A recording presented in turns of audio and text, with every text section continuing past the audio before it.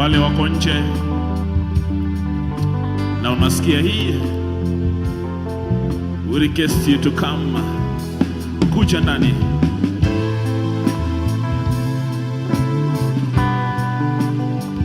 Manabii the banda.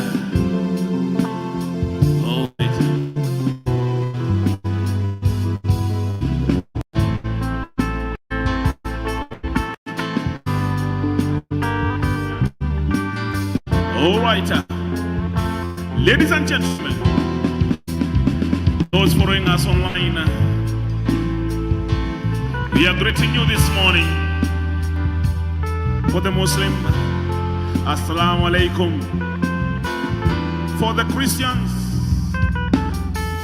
imani ya Bwana iwe nanyi. Kwa wale wengine wa Kenya, Kenya hoye. Kwa wale wakereketwa, tunasema comrade power, comrade fever. What a beautiful morning. This is the climax of the Democracy Week. Ladies and gentlemen, our hashtag remains defending democracy.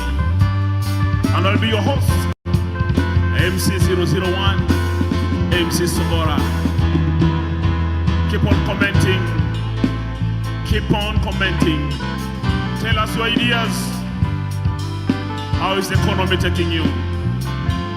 How is Kenya? All right, ladies and gentlemen.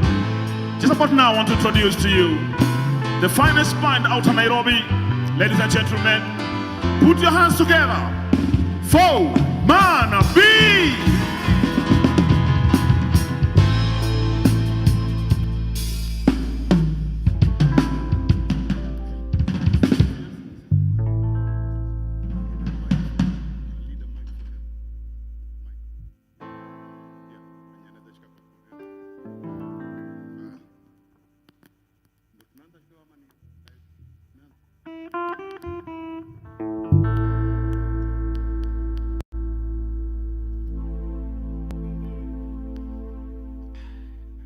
Good morning, everyone.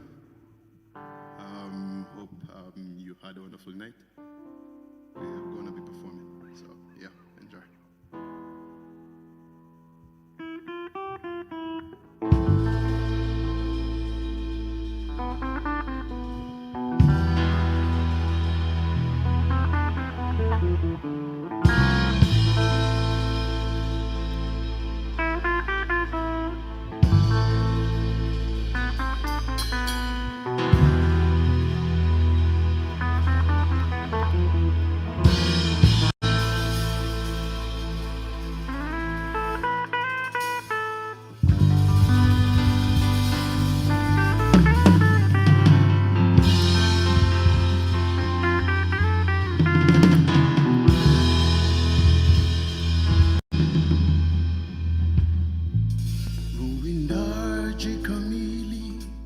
Saka windo na lili, mishale ngongoni, kilicho mbele sikijui.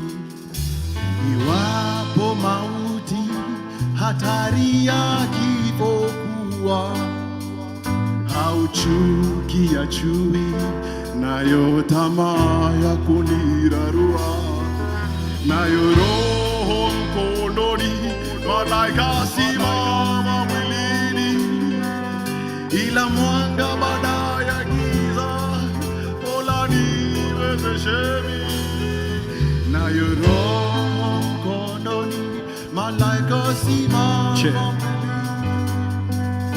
ila mwanga baada ya giza. Cheki. Ambia fundi wa saa yeye ndio watchman. Mwanamke is from man, ndio maana anaitwa woman. Nasema gentleman ni synonym ya kuwa human. Unyama is from within, ndio maana wengi wako inhuman. Nauliza, kati ya normal head anatupa takataka na wazimu wanaenda kiokota, nani ni an insane man? Nasema King Sabon, hata wa imprison Morgan bado yeye ndio free man. Nasema guns are fired. It's so ironical, polisi akikwambia freeze man.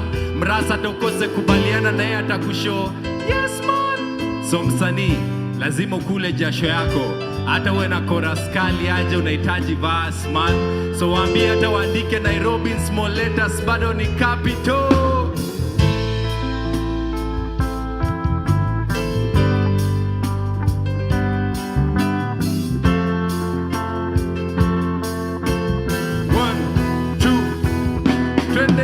Nina beat kwa peel, nina glance ya kusteal, nimekuja kuheal, sina time ya kukill. From nyinyi na jispace, sina time ya kujifeel. Ina world so fake, mina keep it real. Na kichwa kipara, nina dress kwa brain. Kichwa kipara, nina dress kwa brain. Kichwa kipara, nina dress kwa brain. Kichwa kipara, nina tuendelee ama tuendelee. Tuendelee ama tuendelee. Tuendelee ama tuendelee. Tuendelee ama tuendelee. It's okay mama, now you safe mama. Keeping strong mama, this is for you mama. Mama we made it. Mama we made it. It's okay mama, now you safe mama. Keeping strong mama, this is for you mama. Mama we made it. Mama we made it. Check it. Acha tutaweza wachana nao. Nipate mimi nikose tunajua nitafika. Licha ya shida mabonde milima. Nipate mimi nikose tunajua nitafika. Licha ya shida mabonde milima. Nipate mimi nikose tunajua nitafika. Uskonde, uskonde, uskonde weka zara. Uskonde, uskonde, achana na ya jana. Uskonde, uskonde, uskonde weka zara. Uskonde, uskonde, achana na ya jana. Licha ya shida mabonde milima. Nipate mimi nikose tunajua nitafika. Licha ya shida mabonde milima. Nipate mimi nikose tunajua nitafika. Uskonde, uskonde, uskonde weka zana. Uskonde, uskonde, achana na ya jana. Uskonde, uskonde, uskonde weka zana. Uskonde, uskonde, achana na ya jana.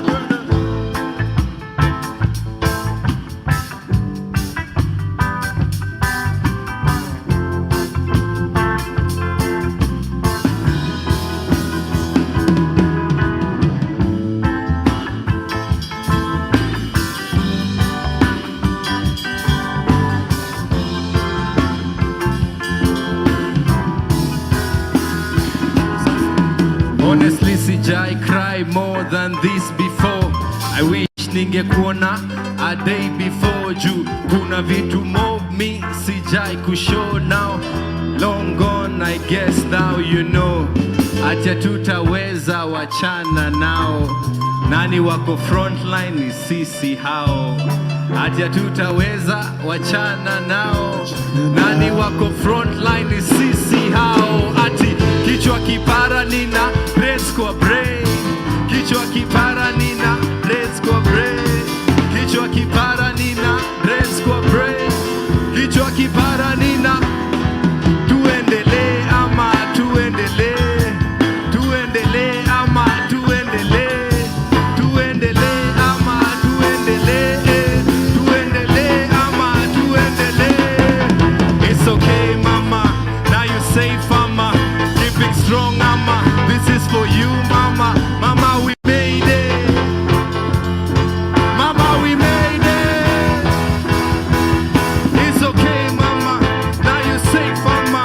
Keeping strong mama, this is for you mama. Mama we made it. Mama we made it. A mom is a mom whether dead or alive. A mom has a son she protect with a life. A mom is a human, sometimes a wife. A wonderful human, a whole damn life. Tonight, I just wanna make my mama proud. Tonight, I just wanna shout out loud. Tonight, I just wanna make my mama proud. Tonight, Juu tuko in sync, kama tap water. I've got your time mama. We are dreaming ma, wengine wanaota.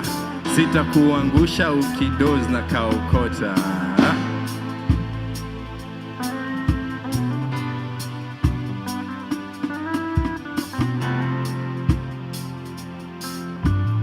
One. This is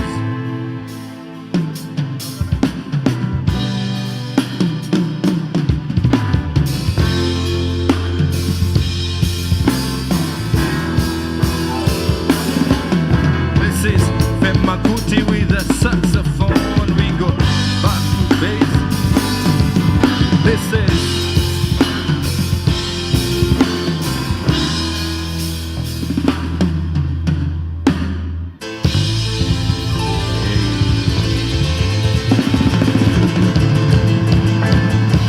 ladies and gentlemen, give it up for the band, give it up for the band, give it up for the band, give it up for the band. Thank you. Yeah, man, give it up for Willie Oeba. Yeah, very great poet. So for a second piece tonight, is it tonight or is it in the morning? I'm not so sure. In the morning, sorry. Right, I'm gonna do a piece called Red Light.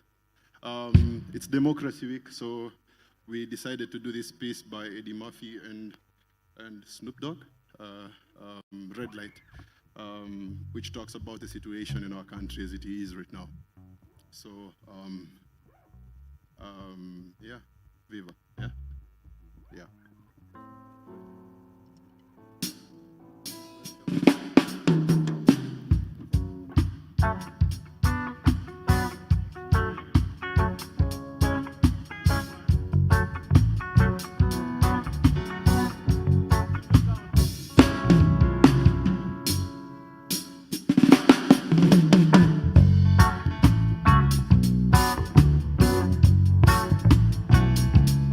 If you know this song, you can help us sing.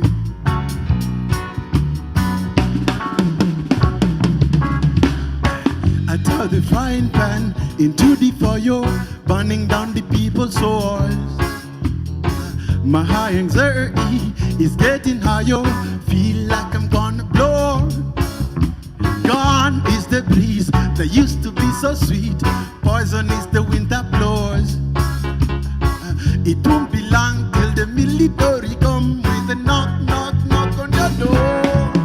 I turn the frying pan into the fire, burning down the people's souls.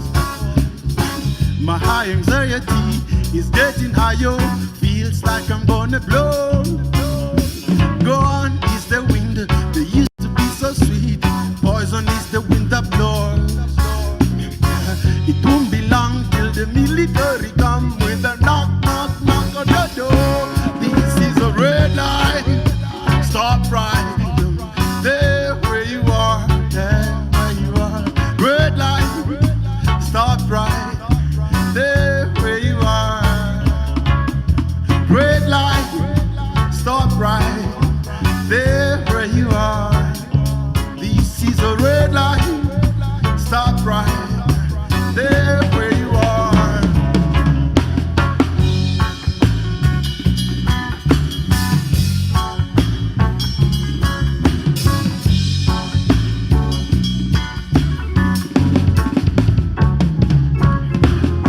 Emancipation, race relation, most of the rebels are gone.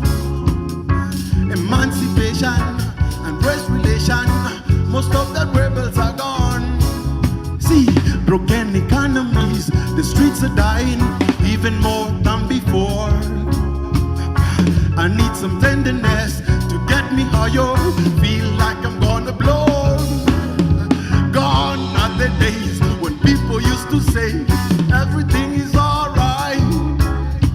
Gone are the days when people used to say, everything is alright. This is a red light, stop right there where you are.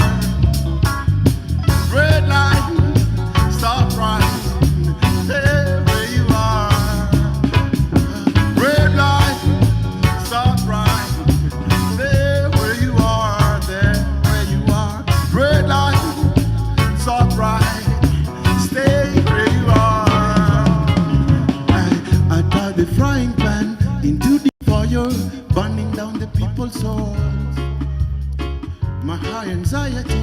is getting higher, feels like I'm gonna blow. Gone are the days when people used to say everything is alright. Now, till the military come with a knock, knock, knock on your door. This is a red light. Stop right there where you are. Red light. Stop right there where you are. Red light. Stop right there where you are. Stay where you are. Red light. Stop right there where you are. Red light. Stop right. Stay where you are. Red light. Stop right there where you are. Red light. Stop right there where you are. Red light. Stop right there where you are. Red light.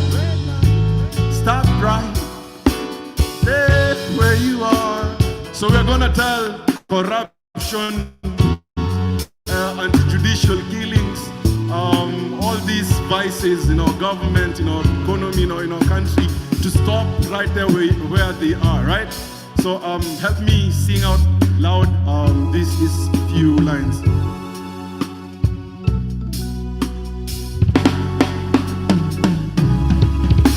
Red light, stop right there where you are. Red light, stop right there where you are. Red light, stop right there where you are. There where you are. Red light, stop right there where you are. Stay where you are.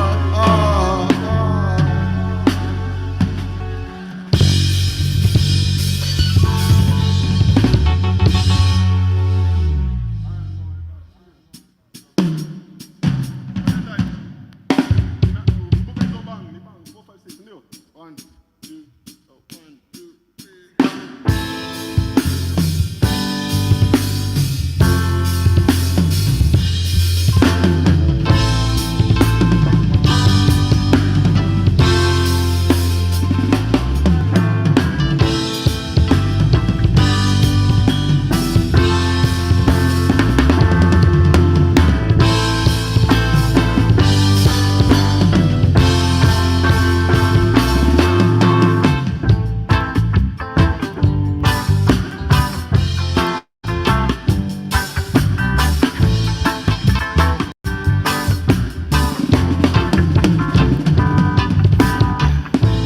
Get up, Mr. Slow Culture, you're moving much too slow. Get up off this slumbering, they ain't much time. Hold up, hold up, hold up, hold up. Bring it up from the top, Rasta.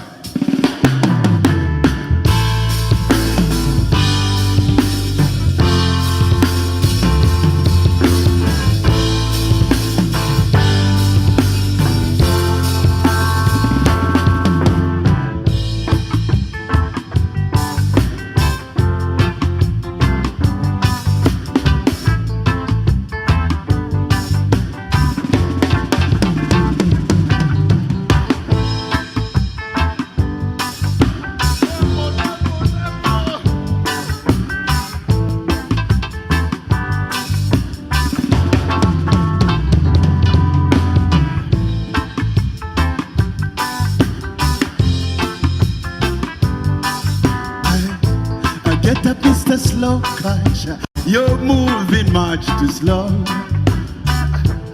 Get up out the slumbering, there ain't much time to go. Oh, they rain, oh yes, they rain, and it won't be for long. Get up, Mr. Slow Culture, you're moving much too slow.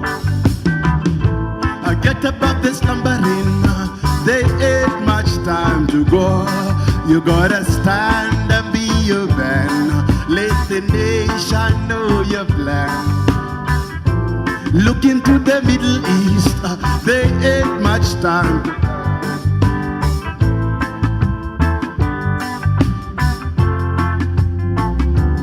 See, look into the Middle East, there ain't no sign of peace. And they rain, oh yes they rain, and it won't be for long. I get up, Mr. Slogan, you're moving much too slow. I get up, listen, brother, there ain't much time to go. Oh, it's the rain, oh yes, the rain, and it won't be for long.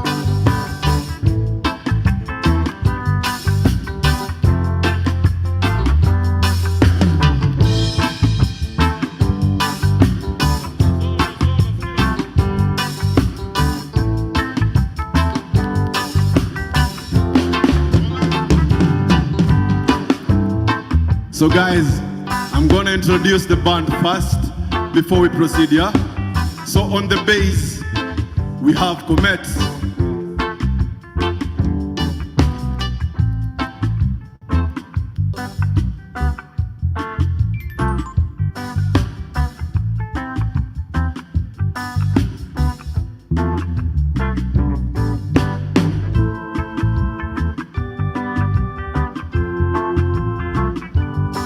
On the keys, we have Rajab.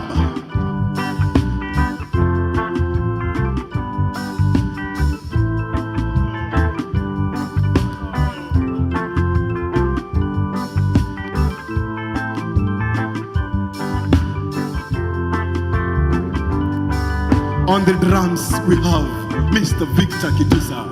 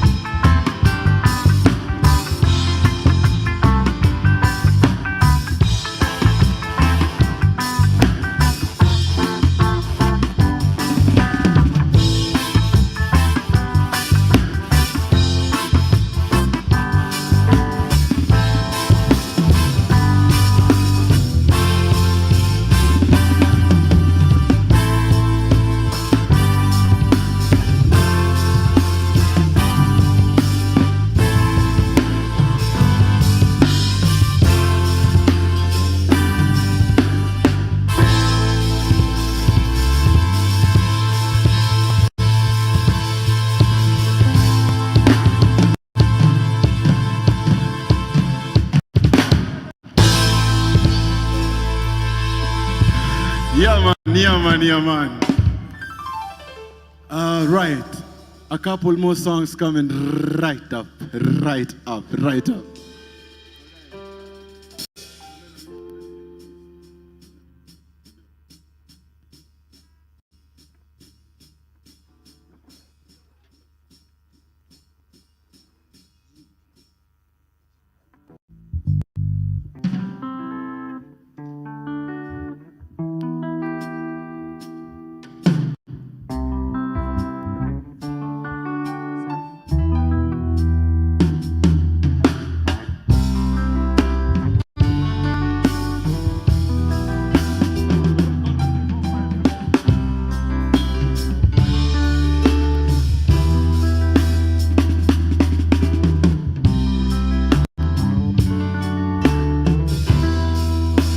If you know this song, help me sing.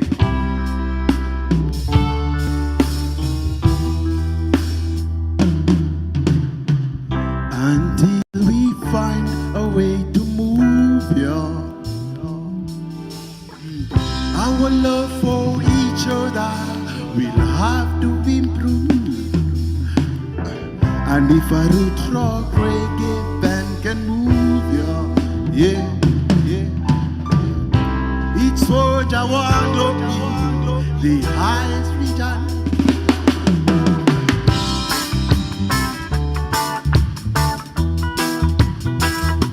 Oh yeah.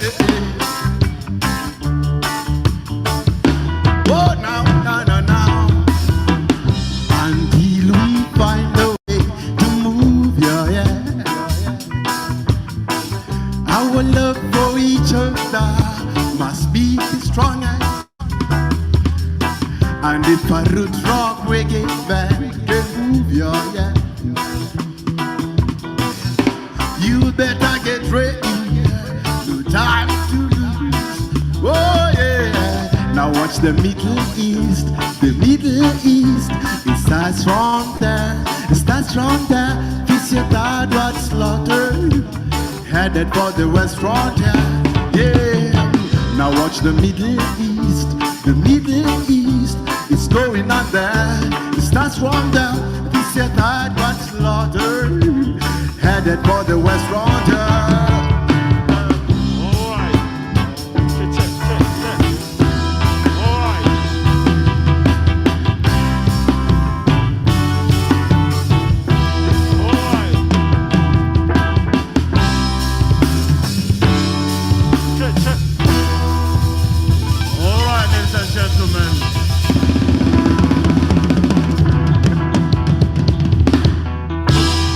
A round of applause for Nabi.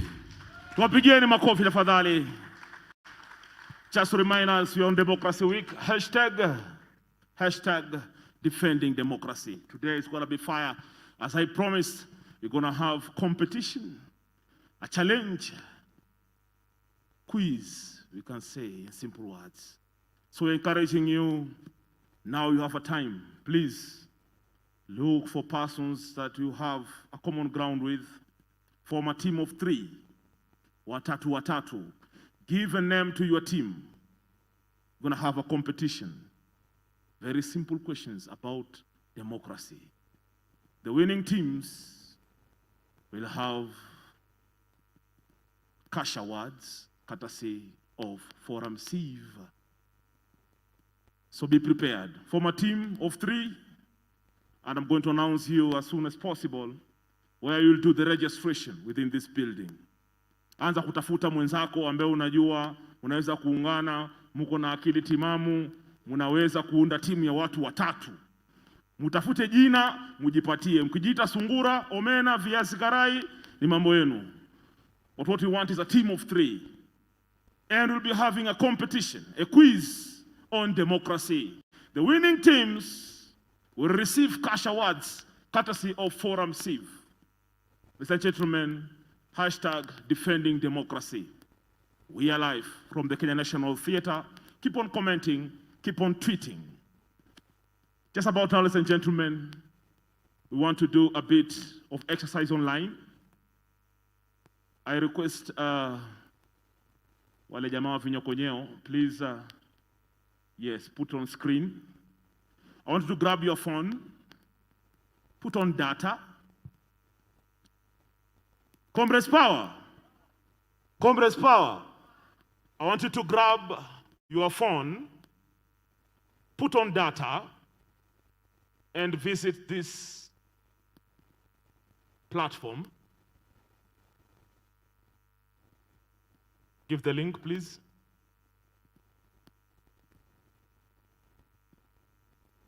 We're going to do a very short exercise. Democracy is all about participation. Even those following us online, you can also join us. Please, the main camera, you can zoom. I know you can see from the presentation. I want the link to the website.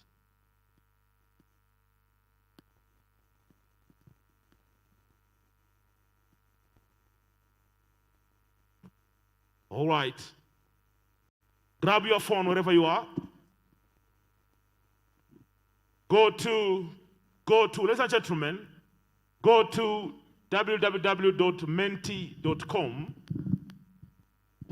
www.menti.com.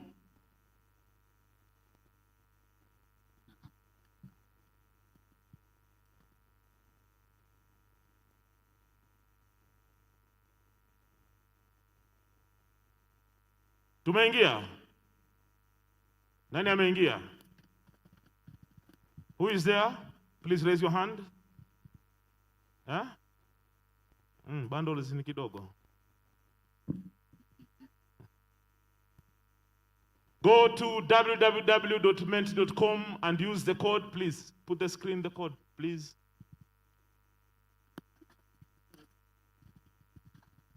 We need the code. All right. The digital spaces. Just to remind us, we are on Democracy Week, ladies and gentlemen.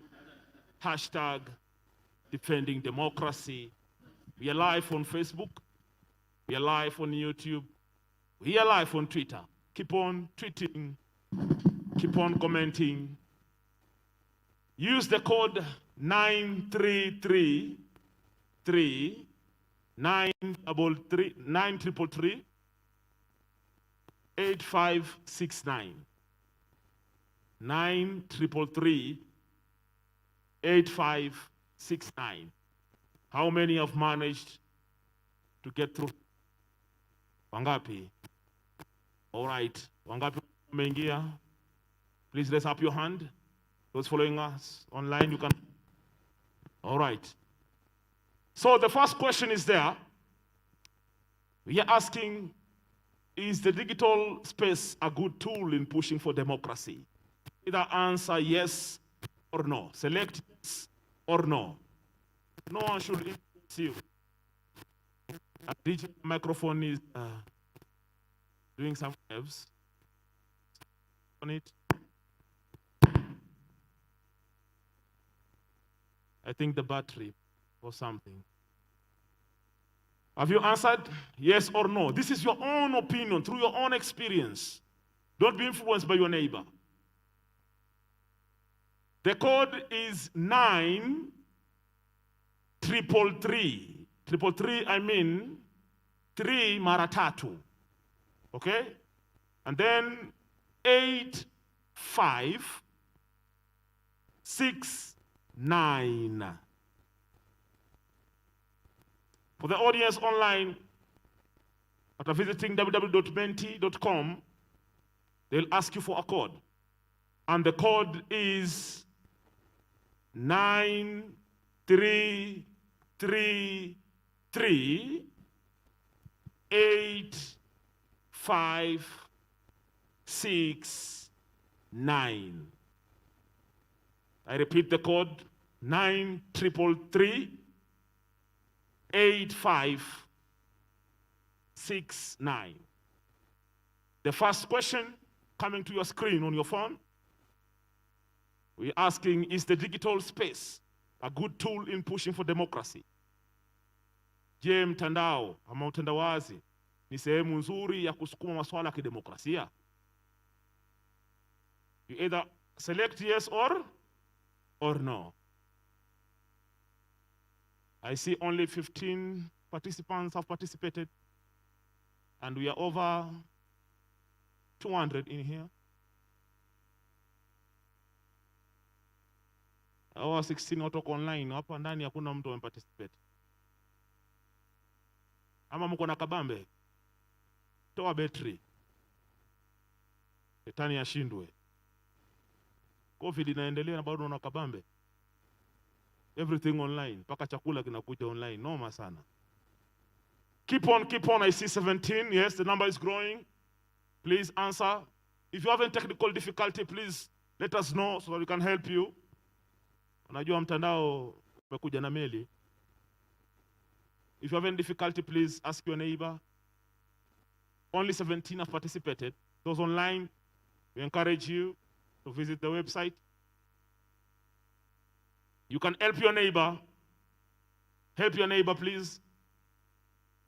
Mficha uchi hazai is a very simple word to use, a 3-letter word. ASK. Ask. Uliza kama umekwama. For democracy, participation is very key. Inclusivity. I see you are still at 17. So if I divide this number between online na hapa, we have only had 8 people participating in this space. Comrades power. Kuna wengine wananiangalia kweli kweli, wameshangaa hata siwaone wakigrab phone. Ama hatuna simu. What is not happening? We want to take over the leadership of this country, ladies and gentlemen. Time is not on our side.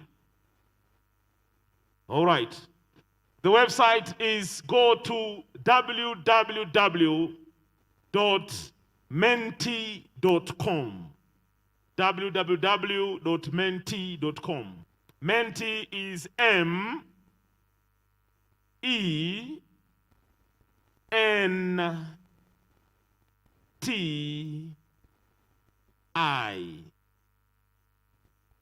Menti is M-E-N-T-I.com.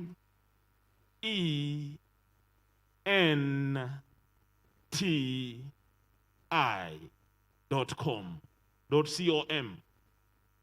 www.menti.com. And you use the code. They will ask you for a code.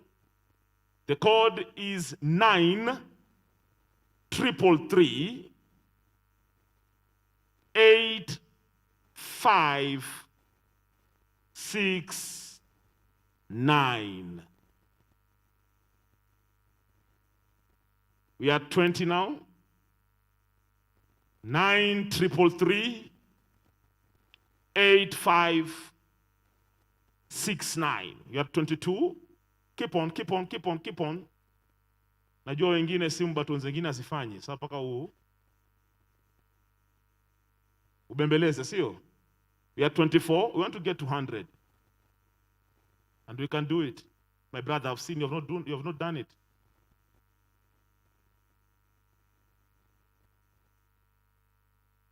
All right, just remind us you are Democracy Week. The hashtag is defending democracy. Today is going to be fire. We only have a few minutes, ladies and gentlemen. Matthew, can we proceed? Yes, let us go next. The next question we're asking very simple. Which preferred social media platforms do you use? Wewe binafsi, not your mother, your sister, or your brother, or your fiancé. You as a person. Which or what platforms, social media platforms, do you use? Unatumia mitandao gani ya kijamii? And you have options there. Twitter, wale wako slang. WhatsApp, wesepu, wale wakule Kisii.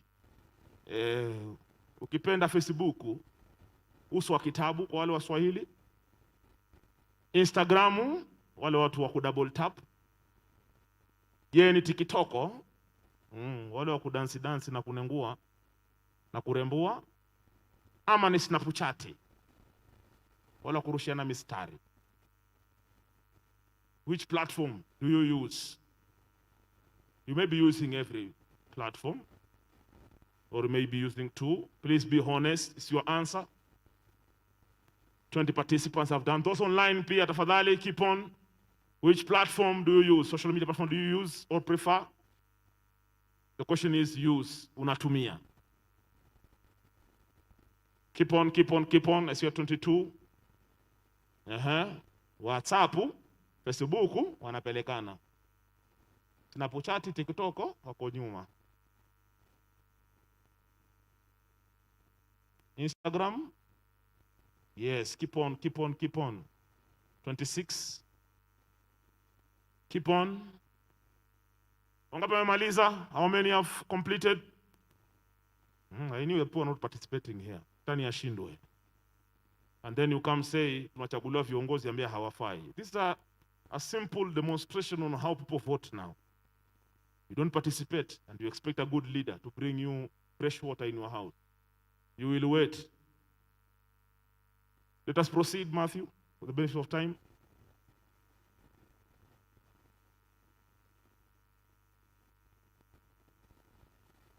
Year 29. All right. Proceed. All right, the next question is, next T. The next question is, okay, we are coming back. Just remind us it's Democracy Week. We are defending democracy, hashtag. The next question is, how are you taking advantage of your online space? Yeah? Still loading. There's a new code. Okay, use the code 6104 7592. I repeat, you use the code 6104 7592. Tumeingia. We use the code 6104 7592. Tumeingia. How many have managed? I repeat the code again. Kuna vile tunaweza expand hii code. 6104 7592. Tumeingia. How many have managed? 1, 2, 3, 4, 5, 6, 7. Wow. Simu ni mpya nini? Huh? 6. I repeat the code. 6104 7592. Nitasema kwa lugha ya Kiswahili. 6 1 0 4 7 5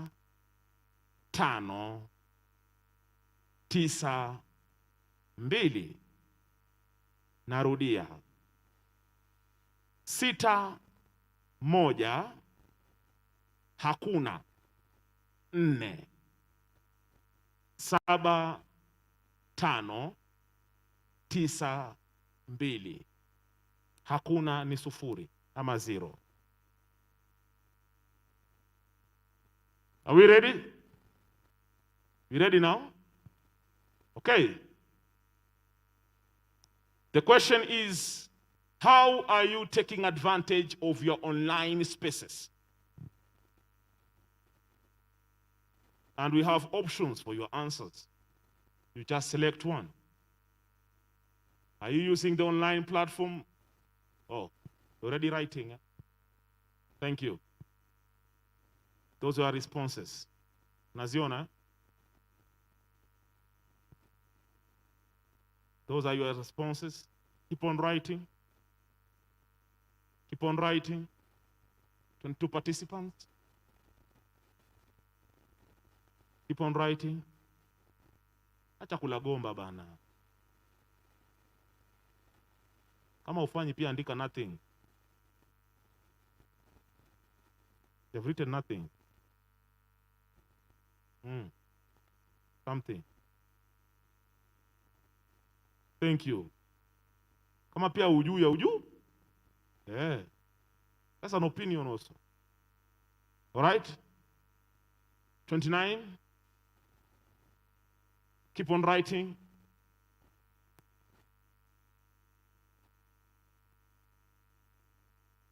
All right. 29. Ile wa 30 ni nani huyo? Matthew, we proceed.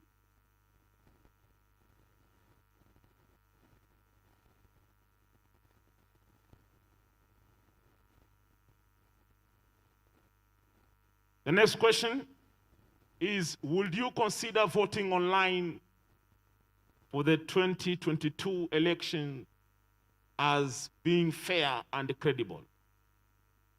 What is your opinion? Would you consider voting online for the 2022 elections as being fair and credible? You write either yes or no. Keep on writing. Keep on writing. You are voting, the democratic right.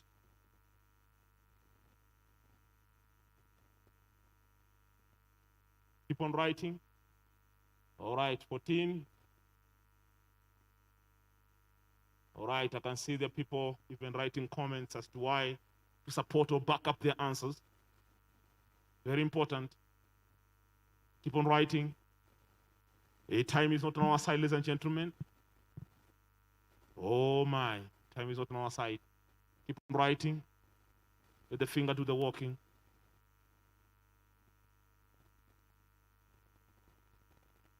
Just to remind us, we are on Democracy Week. Our hashtag on Twitter, on Facebook, on YouTube. Our hashtag is defending democracy. Defending democracy. Defending democracy.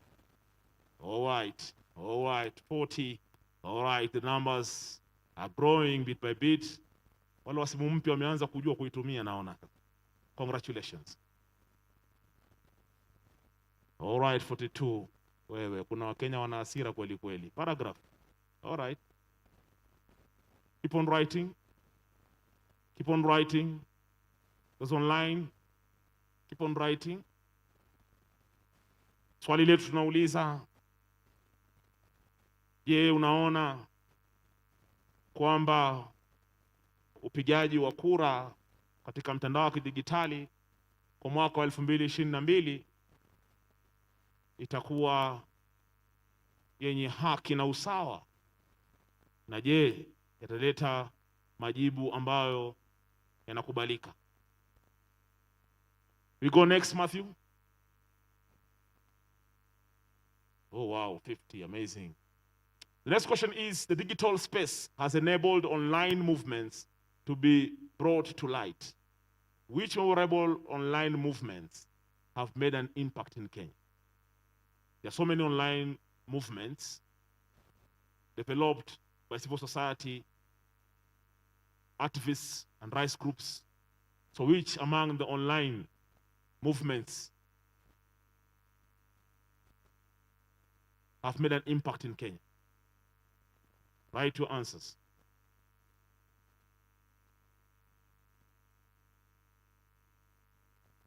Thank you. Keep on writing.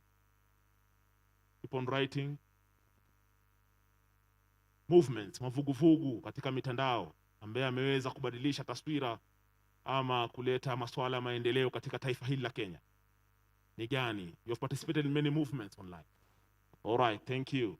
Thank you. Keep on writing. Keep on writing. Thank you for saying none. Keep on writing. Those online, please participate. Time is not on our side. Keep on writing. 1920. Keep on writing. Keep on writing. Keep on writing. Keep on writing. 26, 28, 30. Keep on writing. online movements. Movements za haki yetu. Thank you. All right. Mwingine ameandika sport pesa.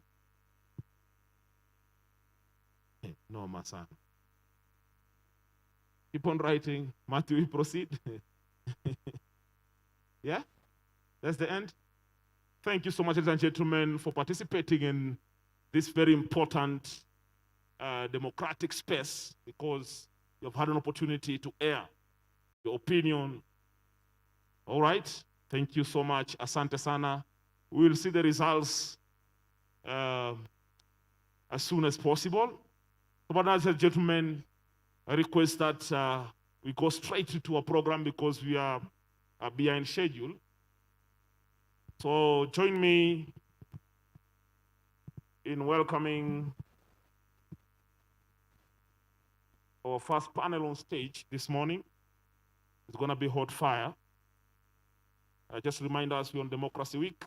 Hashtag is defending democracy. Ladies and gentlemen, we're going to have our first panel this morning. And for that, I want to welcome on stage the moderator for this amazing panel, who is going to introduce the panelists and, of course, go ahead with the discussion. Ladies and gentlemen, put your hands together for Mr. David Mbewa, who is a renowned journalist. Pigeni makofi tafadhali. A round of applause, ladies and gentlemen. Keep on clapping, keep on clapping, keep on clapping. Keep on clapping, yeah. Karibu sana, Mr. David Mbewa. He's going to be our moderator for this first session that will take around 1 hour, 30 minutes on dot. So today is going to be teke, inclusive a plenary. Welcome, brother, welcome. Feel at home. Thank you. I say, take it away. Is a microphone there? Morning, guys. Thank you. My name is David Mbewa, and I work with a media house which is responsible for a lot of this country's finances. That's all I'll say.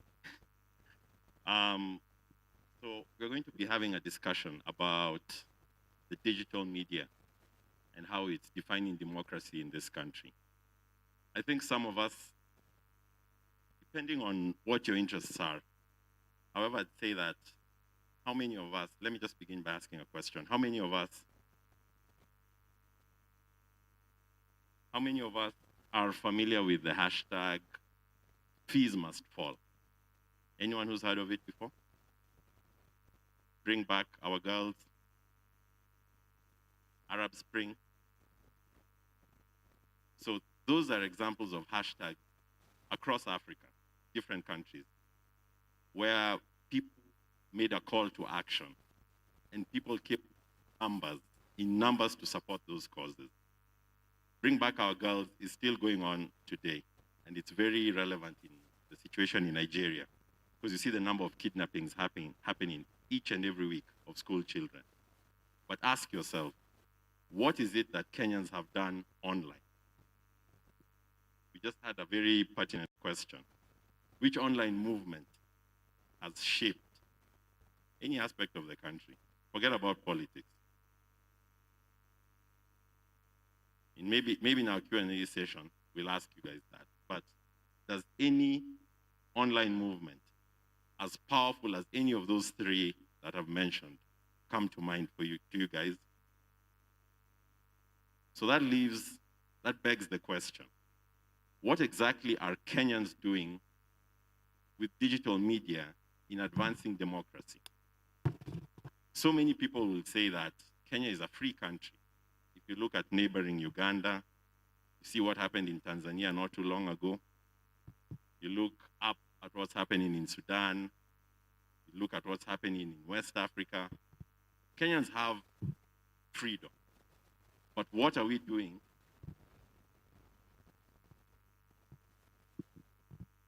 But what exactly is it that we're doing to advance democracy in this country and make it better? Things like BBI are going on. And those are what you call high-level discussions. But what is the youth doing? The people with the greatest population in this country, what are they doing? Because we have the power, we have the voice. but are we actualizing that voice into a real transformative force for the betterment of our children and future generations? So, as we all ponder those questions, allow me to begin and welcome to the stage our other panelists. We have Mariga Thoithi. A round of applause for Mariga, please.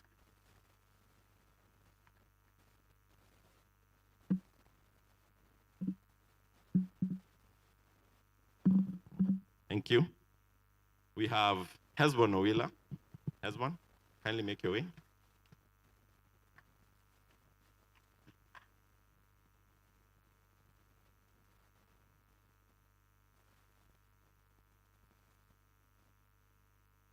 We have Shiko Kihika with us here.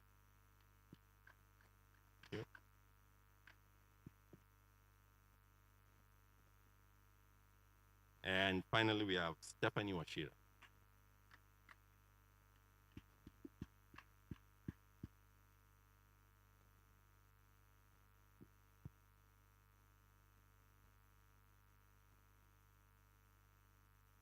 So we have gender balance, guys.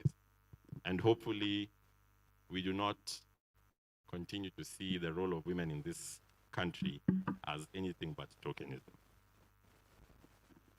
Guys, thank you for joining me on the stage. I hope we'll have a very thorough and engaging discussion. So let's just begin by asking a very simple question. Why do you guys put yourselves out there in the digital media space to try and do good for this country? We can begin at the far end with Hesbon. Thank you, David. I think personally, I think that I'm big on putting content on social media. I actually do more on the legacy media, but I would say that the thing about social media or the digital platform broadly is that it's a lot more liberal in as much as there is conversations going on now about algorithms and freedom of expression on the internet, and how the big tech companies are basically cutting down on what they need to get to the public. Still, the internet has afforded a number of people the opportunity to reach their targeted public with unfettered information. So that less rigorous and politically, economically, and culturally motivated gatekeeping process in the legacy media is essentially non-existent on the digital platform and on the social media platform. And I think that's the main reason why a lot of conversations that are going on the digital platform are a lot more robust, a lot more engaging. Of course, there are issues of ethics and to what extent that gatekeeping process on the digital platform is a public interest gatekeeping. But I mean, we live in a free world. You cannot define what public interest is for everyone. So that possibility of getting that unfettered information to the public, that possibility of having instantaneous communication with a multitude of people, that possibility of just pushing voluminous, amounts of information outside there and create an influence is actually what has given the internet, the social media platform, that revolutionary tag. I should mention at this point that Hesbon is a university lecturer, and so that's why you find that his comment center on things like legacy media. Not that he's not savvy in digital media, it's just that perhaps with a decline in a reading culture in the country, we tend to do things more online. And I believe that there's a bit of a shortage of what you call lasting information that's online, because from one trend to another, everything is different. Thank you, Hesbon. Stephanie? Right, so for purposes of context, I am part of the Debate Circle. It's an online conversation platform for the youth. The reason why we do what we do is because we believe that whoever controls your language of discourse controls your reality. and that for the longest time we've subscribed to realities of people who did not have the best interests of this country at heart, and that it was time for us to rewrite that narrative by trying to control the information that's out there, putting out objective information every other time about things in different perspectives so that people could have clearer views of what their reality is as opposed to what their reality was dictated for them. Thank you. Mariga? You have a really excellent way of expressing yourself. I was just like, I think I started expressing myself online because I was bored, and then eventually realized it makes sense. It's the honest truth. But people always have like really deep meanings for these things. Honestly, had a lot of the things I talk about have been things I've been passionate about for a while. And I feel like your passion changes, especially online, over a while, right? One of the things I hate to look at is like Facebook memories from 10 years ago. Who I was 10 years ago and who I am now, completely different people. There's so many embarrassing things you find online from yourself 10 years ago. But one of the biggest things I realize is that when you start to analyze the world around you and start to analyze your strengths, one of the things I realize is that I can write, and I can write interactively. And one of the next things I realize is that I can critically analyze things. And so putting the two of those things together would make a lot of sense in terms of like my love for history and governance. It's one of the things I try to do through thinking through processes to explain some things which look basic, right? Some things like, one of the things I believe there's nothing like post-election violence, and people don't believe me. I told people there's not like post-election violence. This election, the violence just happens to be accelerated during election time, right? And it's a great opportunity. But if you connect it with something else, like there's a massive attack on like the arts, right? University of Nairobi has had a massive attack on the arts recently, and on the whole department, literature department. But if you don't have something like the arts and history, you didn't understand that. For example, what you call post-election violence on land, if you look back at something like 1997, right, the land clashes, 1997 happened in the coast. Now, if you were to say that this happened around election time, which is what politicians want you to believe, then you'd have to ignore around 1980. 1980 is when Kenyatta Senior literally displaced people from Odaya and places like those, took their land, and then forcefully put them in trucks, like literally put them in trucks like animals, and took them to coast around Mpeketoni, around other areas, then took them to areas around Molo. And so he created a place where tens of thousands of people were forcefully displaced and put on other people's land, and people's land was taken away. And so when you look at the violence happening, if you're told it's because of elections, it's not because of elections. It's because people had their land stolen 50, 40 years ago, and they've not forgotten it, neither have their children. And so what happens that around election time, what politicians realize is that they capitalize on people who've lost their land, capitalize on people who still feel that. And especially if you know your dad lost their land and you can see land which is somewhere there, you'd have the ability and the fire to fight, right? But a lot of these things require connection because the politicians want you to believe that you're fighting because of elections. But what they want you to avoid is things like talking about land injustice, the fact that people own hundreds of thousands of acres. So I feel that part of my online experience is to explain these things pretty basically.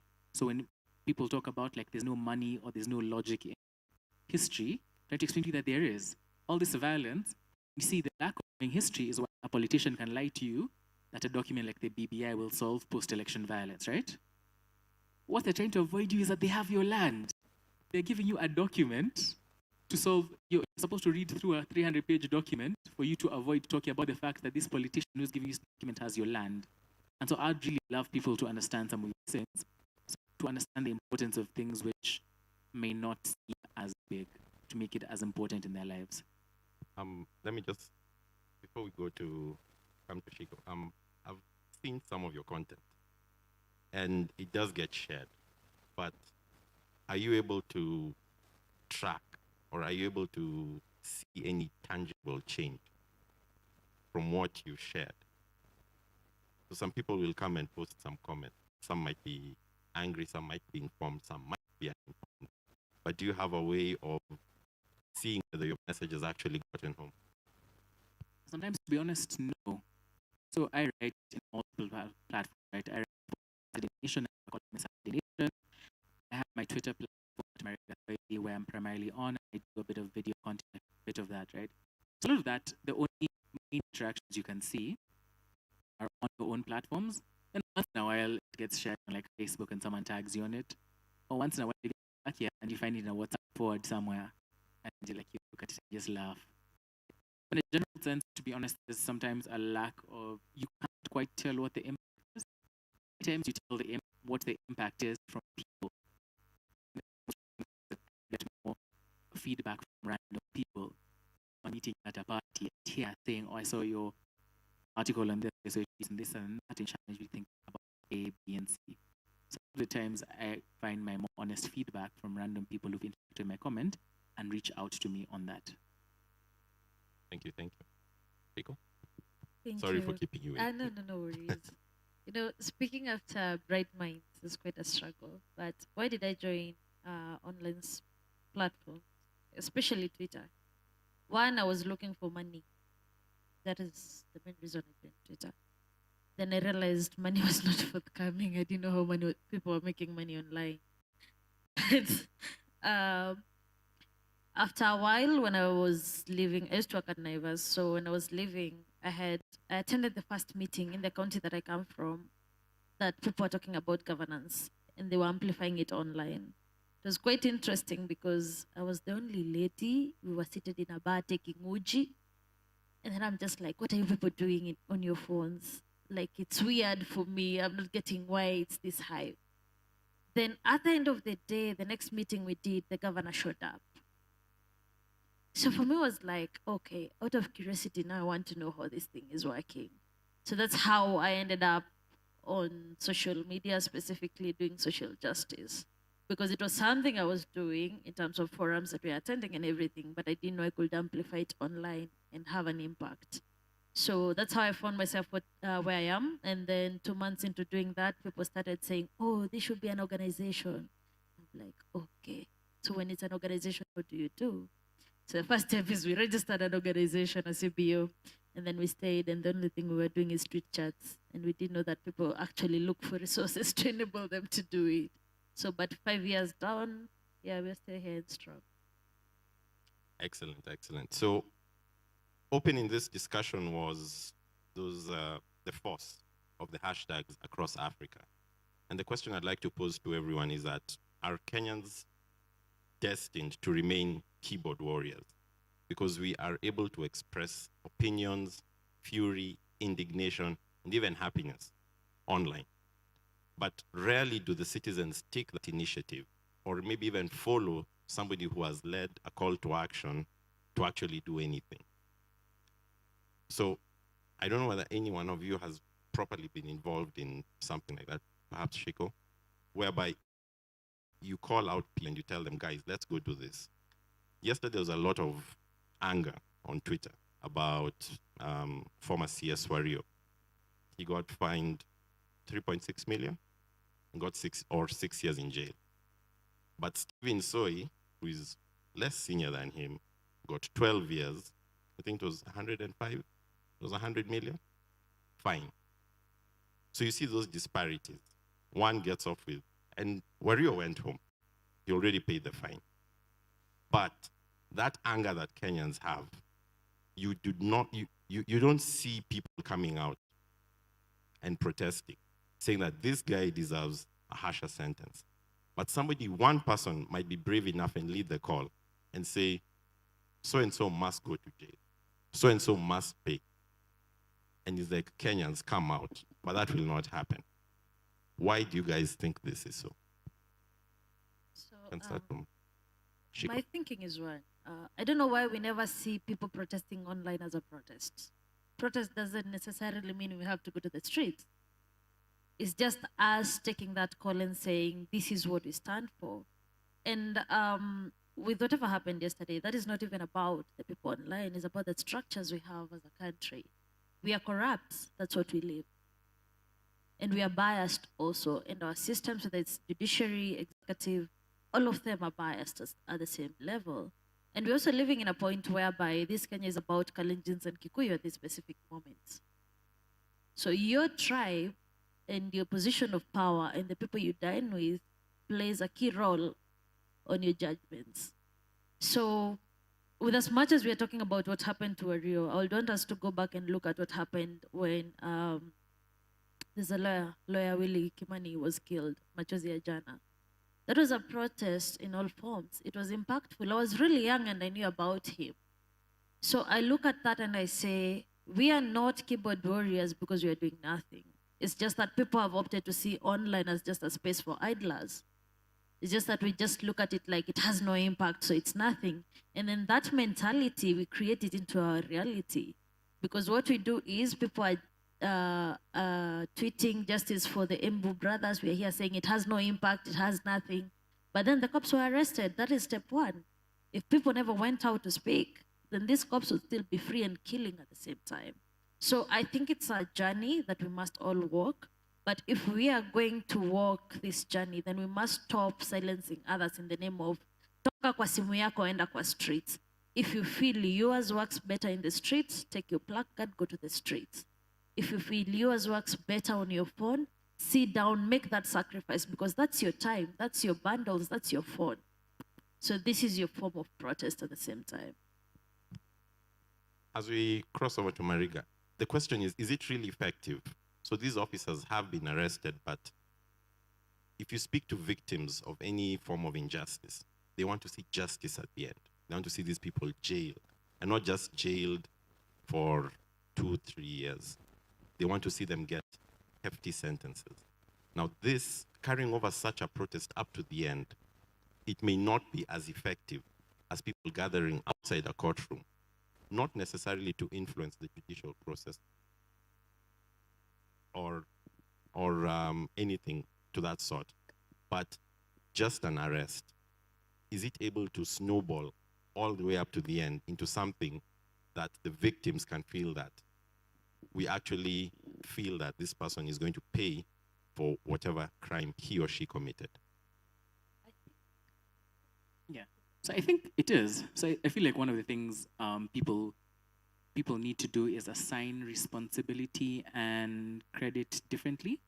So let's take the arrest, for example, right? The greatest extent, because all of you guys have seen all these things, right? The Kianjoma brothers killed, right? You saw people talked about it online and they were arrested. That's the extent to which we can act.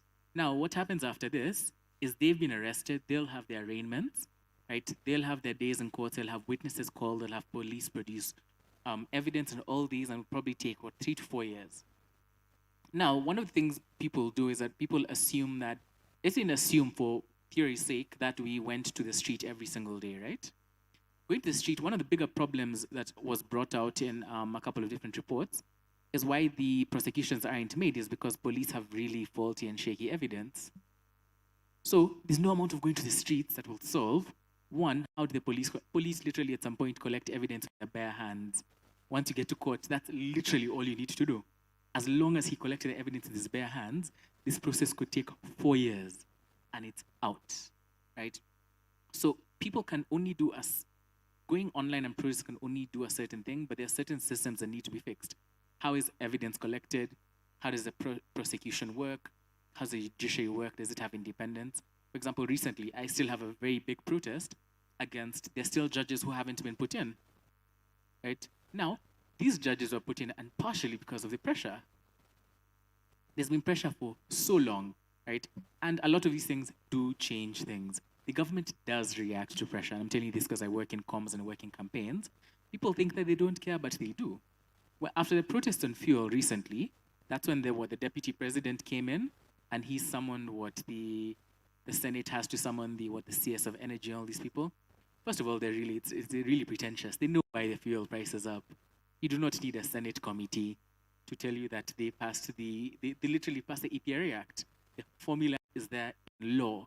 So when your politician comes and tells you, let's form a committee of inquiry, there's no committee needed. There's one, literally, a law has a formula to determine the price of fuel. That's it. So if you want to change it, you change the formula, you change the law. All these things are superficial. But social media enables you to do it. There are very many things which social media has enabled. And a tag like social justice warrior, right, or keyboard warrior, many times keyboard warrior is pejorative. It's not, people say it as if it's a really bad thing. It's important. A lot of this information, which, let's just go beyond our borders just for a bit, right? Let's look at Tanzania. Tanzania has literally had, Tanzanian president right now is a dictator just like Magufuli. You didn't know it. You remember, initially when Magufuli came in, people painted Magufuli as a savior, right? He painted him as a really tough, this person. And then suddenly Magufuli literally took control of all media houses. So you talk about legacy media, the legacy media could not publish anything at all. I remember there's a time 4 years back, Tanzania had a tiff with Kenya at the border over some chicken, literally little chicks being transported across the border. They burnt the chicks alive, right? But the Tanzanian side didn't report it at all. So Tanzanians were hearing about the news from Kenyans. And so suddenly it brought a lot of conversation. Then they solved a lot of the problems around the border because they had issues around like the Maasais crossing from one border to the other. So a lot of these things have solved it, especially because many leaders, and especially autocratic leaders, are very cautious and very sensitive to criticism, which is why they arrest people, but which is why also this space works. It's kept the executive and in many places in check. So one of the things that you can't see the number of things which have been averted just by people making noise about it. We literally saw Babu Owino shoot a person, right? No one thinks about that. Can you think of any other country where your member of parliament is drunk, takes out a gun and shoots someone literally in a club? And the only thing that literally pushed it to prosecution was the fact that somebody leaked the CCTV footage. If there was no CCTV footage, he'd have said he'd have denied it. So literally that is the reason why the police were forced to make an arrest. So there have been very many tangible changes. I think people just need to separate it a bit from our idea of what protests in the 90s against protests in the late 90s against Moi, protests in early 2000s against Moi and him leaving, but those are all part of a system. Now, there is a time and a place for different kinds of protests, and so I usually tell people move away from protests from one side, right? There's a time we went to court for a very specific case, and the judge was being ridiculous, right? And reached a point where, like, this is a joke. You can see the rubbish they're playing. So I talked to a friend of mine. They told me, if you, for example, have an issue with a judge, you don't have to protest. Write to Judicial Service Commission through the Chief Justice, and that specific judge, based on a couple of complaints, was not promoted. They quoted all of these complaints of ours, the complaints that we made. They were brought up during their promotion hearings, and they were held to account for it. So one of the things we need to do is look for, there are very many alternative systems of holding people accountable outside of the street. Many of them are broken, to be honest, right? That's why I tell people, some of these systems you're told to use, but they're broken. Some of them work. But we need to think outside of Mapambano on the street and think of many other creative ways of getting justice. Definitely. Right, so I think I will agree partially. I think of it in this particular way. When you look at the Black Lives Matter movement, in about a week or so, they had registered up to 3 million people, and those guys actually turned up to protest. And I agree with Thoithi that there is need for us to look at alternative ways of protest, that it's not kila siku mko kwa barabara. There is need for us to look at, and I like the example that he's used, the idea that you can use certain things, you can write to certain people whenever things need to be done. So I think the question is, how do we translate what we feel on social media into tangible actions like those? I think at that point, we start to realize that there's a problem with ideally what we view as activism when it comes to social media. And that problem does not tie to social media, it ties back to our human nature, ideally. So when I look at what social media does, is that it gives you the ability to put out whatever it is you want to put out, to agree with people without being there physically, without us having to look at you as a person and start to concentrate on what your views are. And a lot of times we have some level of cognitive dissonance as human beings where we tend to put out certain things about ourselves that are flattering to ourselves, which is interesting because when now time comes to act, you realize that you were not about what you were saying.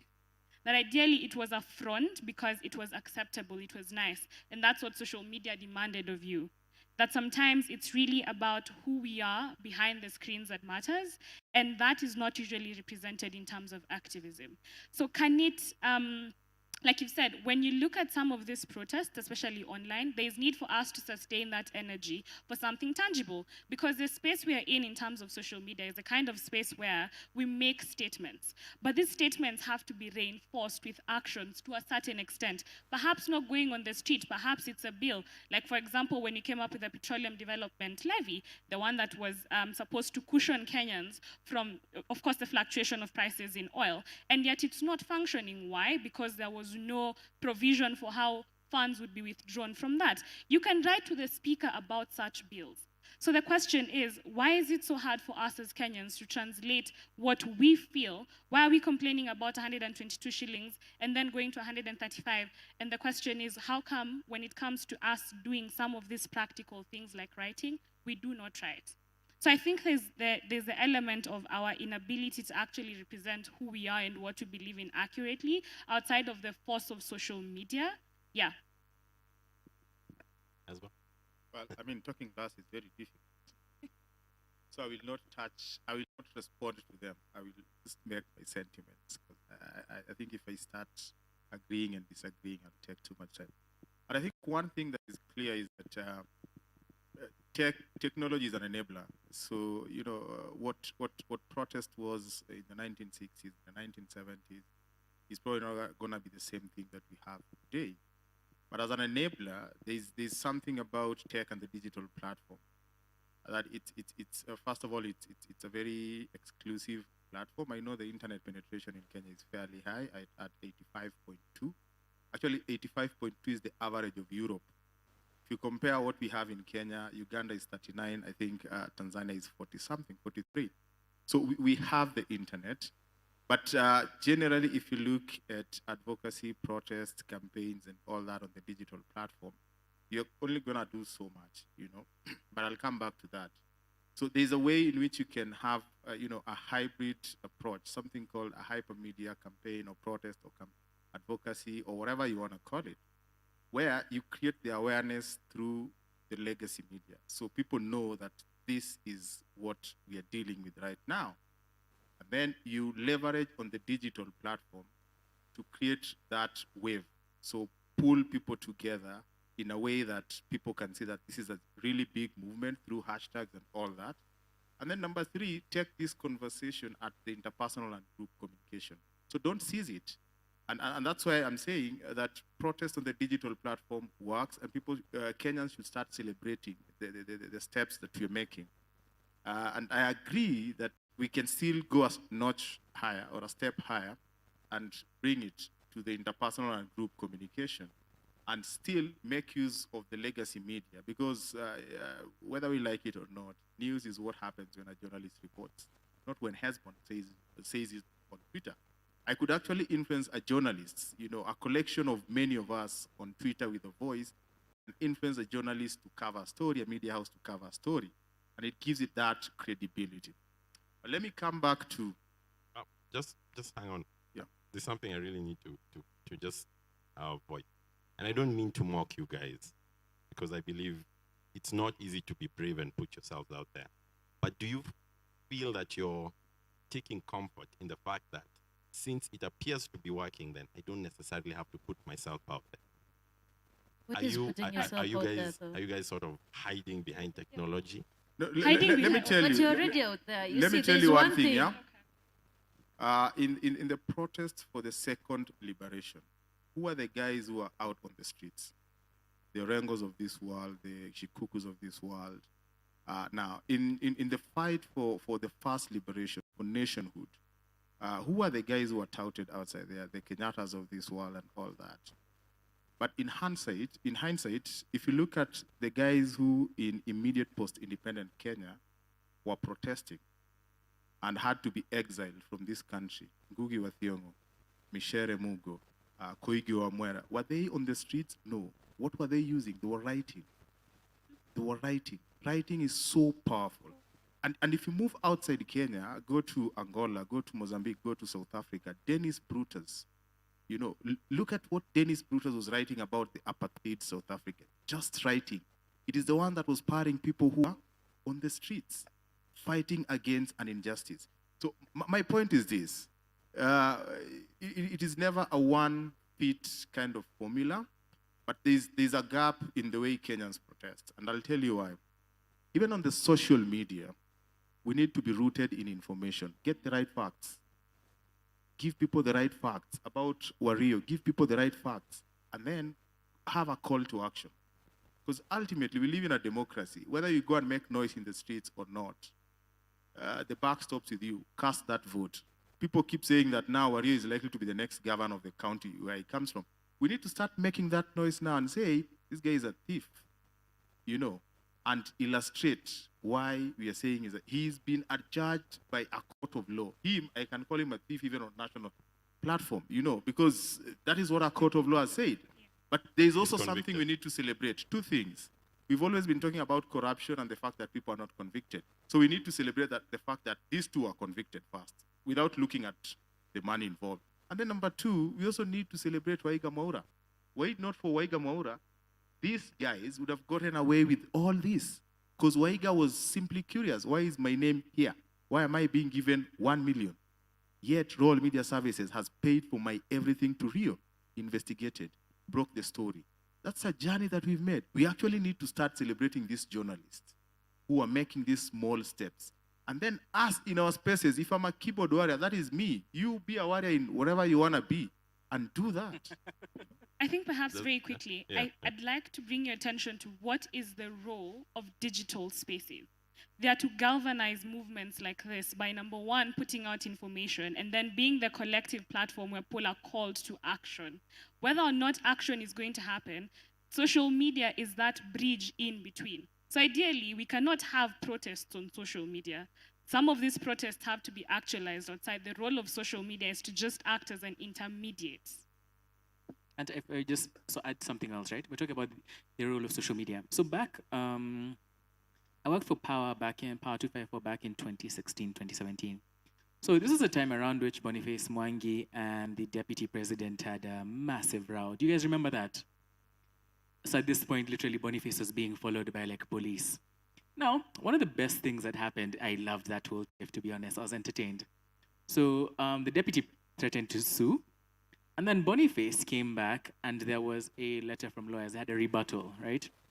One of the most brilliant rebuttals I saw was that one, you only accorded a reputation which you have and nothing higher. But number two, he called him a thief yet again. Now, why he called him a thief is that people forget that a court of law has actually ruled that Ruto stole land. It's on record. It's not a lie. The only difference was the ruling was made that he has to return the land. The court found, so if you call the deputy president a thief, it is factual. The court has found him to be a thief. Now, social media gives you the ability to do that, right? Because you're not lying. No one can sue me for that. I can just take you back to court records. But that's literally how Boniface got in trouble, because he was bringing a lot of the things that are in public record, right, that the deputy president had to literally be forced to go to court to take care of his child. Again, this is not a lie. This is actual truth, right? So it's brought a space where people can talk about things. If I have an opinion about a certain member of parliament, if you go back to things like, again, why importance of history, right? Charterhouse Bank in the 90s. It's a thing which most younger people would never have heard of. You should Google Charterhouse Bank. It's a very interesting case. It's one of the first cases of money laundering in Kenya. And one of the most interesting parts about Charterhouse Bank was that the owner of Charterhouse Bank, main shareholder was Haran Mwao, and they took him to court. Except one of the funny things they realized was, by the time they took him to court and charged him, money laundering was not illegal. So he'd done a crime and they could see the crime. Everyone could see what was happening, but he couldn't. So what they did was that the police were really foolish. These guys went to parliament and passed a law right then. After arresting him, they passed a law to make money laundering illegal and then brought it back to court. Of course, I was tossed out. But if a case like that happened now, right? So we've had cases like those, right? Money laundering, Charterhouse, we've had Goldenberg in the early 90s. That if I knew about something like that right now, chances are, if I go to the police right now, I'm scared I'm going to the police because they're really big people. Where's the first place that I can break this? First, I'll take it to legacy media and hope they'll publish it. But two, once I put it on my platform, put it out there, no matter what happens, people will listen, and you start having a voice beyond, if I'm just a normal person standing out here, what will I do? Shout on the street? Write a letter? So it has given people who didn't have a voice, it's given people who are whistleblowers, if you think of people like Githongo, if they had social media back in the day, right, a voice which could not be silenced. So there are very many things which we don't see through that lens. There are many things which people got away with in the 90s and 80s, which are only coming to light now. And now things like Kinawario, right? What Kinawario did literally came out right after it happened. People forget that that's literal court things was also public pressure, because you couldn't hide the fact that hundreds of millions was missing, like no one could figure out how it is. But if social media didn't exist, there could be a person there in the ministry who knew about it. But if they decide that, if a media house, for example, finds it too sensitive to publish, which they do sometimes, see multiple stories, then they have a space, and there are many stories which have come from social media, from journalists, who suddenly see it floating, they let it go for a round, and then when they investigate it, they find it's true. So I believe like it's created a lot which we didn't speak about 10, 15 years ago. So, And I think, just allow me to add, because I think they've said everything, but going back to your question, do we feel like we need to put ourselves out there? We're already out there. Being on social media, some of us have been followed home. Being on social media, some of us have risked losing their jobs for the same. There's so many brands that won't give me a job right now because of the kind of content I put out there. So I'm already out there. I'm already sacrificing my life and doing something for that. And it's okay because I've played this role. Wangari Maathai's story, the hummingbird. We cannot all be out there. But then the little I'm doing, then how do you complement it from the space that you're in so that we all complement each other? An example, when Mutemi Wakema was arrested, we started tweeting at night. Because for us, the fear was, if he's taken out of his house now, we don't know where they're going to take him. So it has to be loud enough so that they keep him where we can find him until we are able to get him outside, right? And that worked. In the morning, he was out. But he was not even taken to the police station near him. He was brought all the way to Central. And then in the morning, he was moved to another police station. So if we went silent, what could have happened to him? So it's about these little efforts that are being made that are creating impact that actually count. Because we won't move from us, the Kenyans that we know ourselves, to doing a multi-million campaign. Because what people don't understand is that even when you talk about Me Too campaign, it was heavily funded. It had lawyers, so there was public mitigation on the way. So we, as Mariga would post something and I'll pick it and tweet on this side, another person will pick it and it becomes a trending hashtag. We don't have the resources to do all that. We don't have the power to go and say we are placing this in court. But also let's not forget when, I so much want to call her Kibaki's second wife. What is her name? Yeah, one boy. When she was given the chair to the employment board, we protested online. Power and Siasa Place went to court. And Mboy was declared a null and void person at that specific point. That was a win. So it starts online and it grows to whatever it is. Look at the Kenya Youth Council. The Kenya Youth Council and the changes that are happening right now started from online, the NYC to Itakayo. So us seeing now they're going for an election and we're sitting back and we're saying, we started the NYC to Itakayo. We must then be able to influence how the elections go because this speaks to our needs. You get? So online is just not a space where people run. It's a space that actually has impact. It's just that we have created a certain space in our heads where we think that online never works. They'll rant and then sleep and then wake up, rant about something else. It actually leaves an impact. Thank you, guys. So moving along quickly, we are running out of time.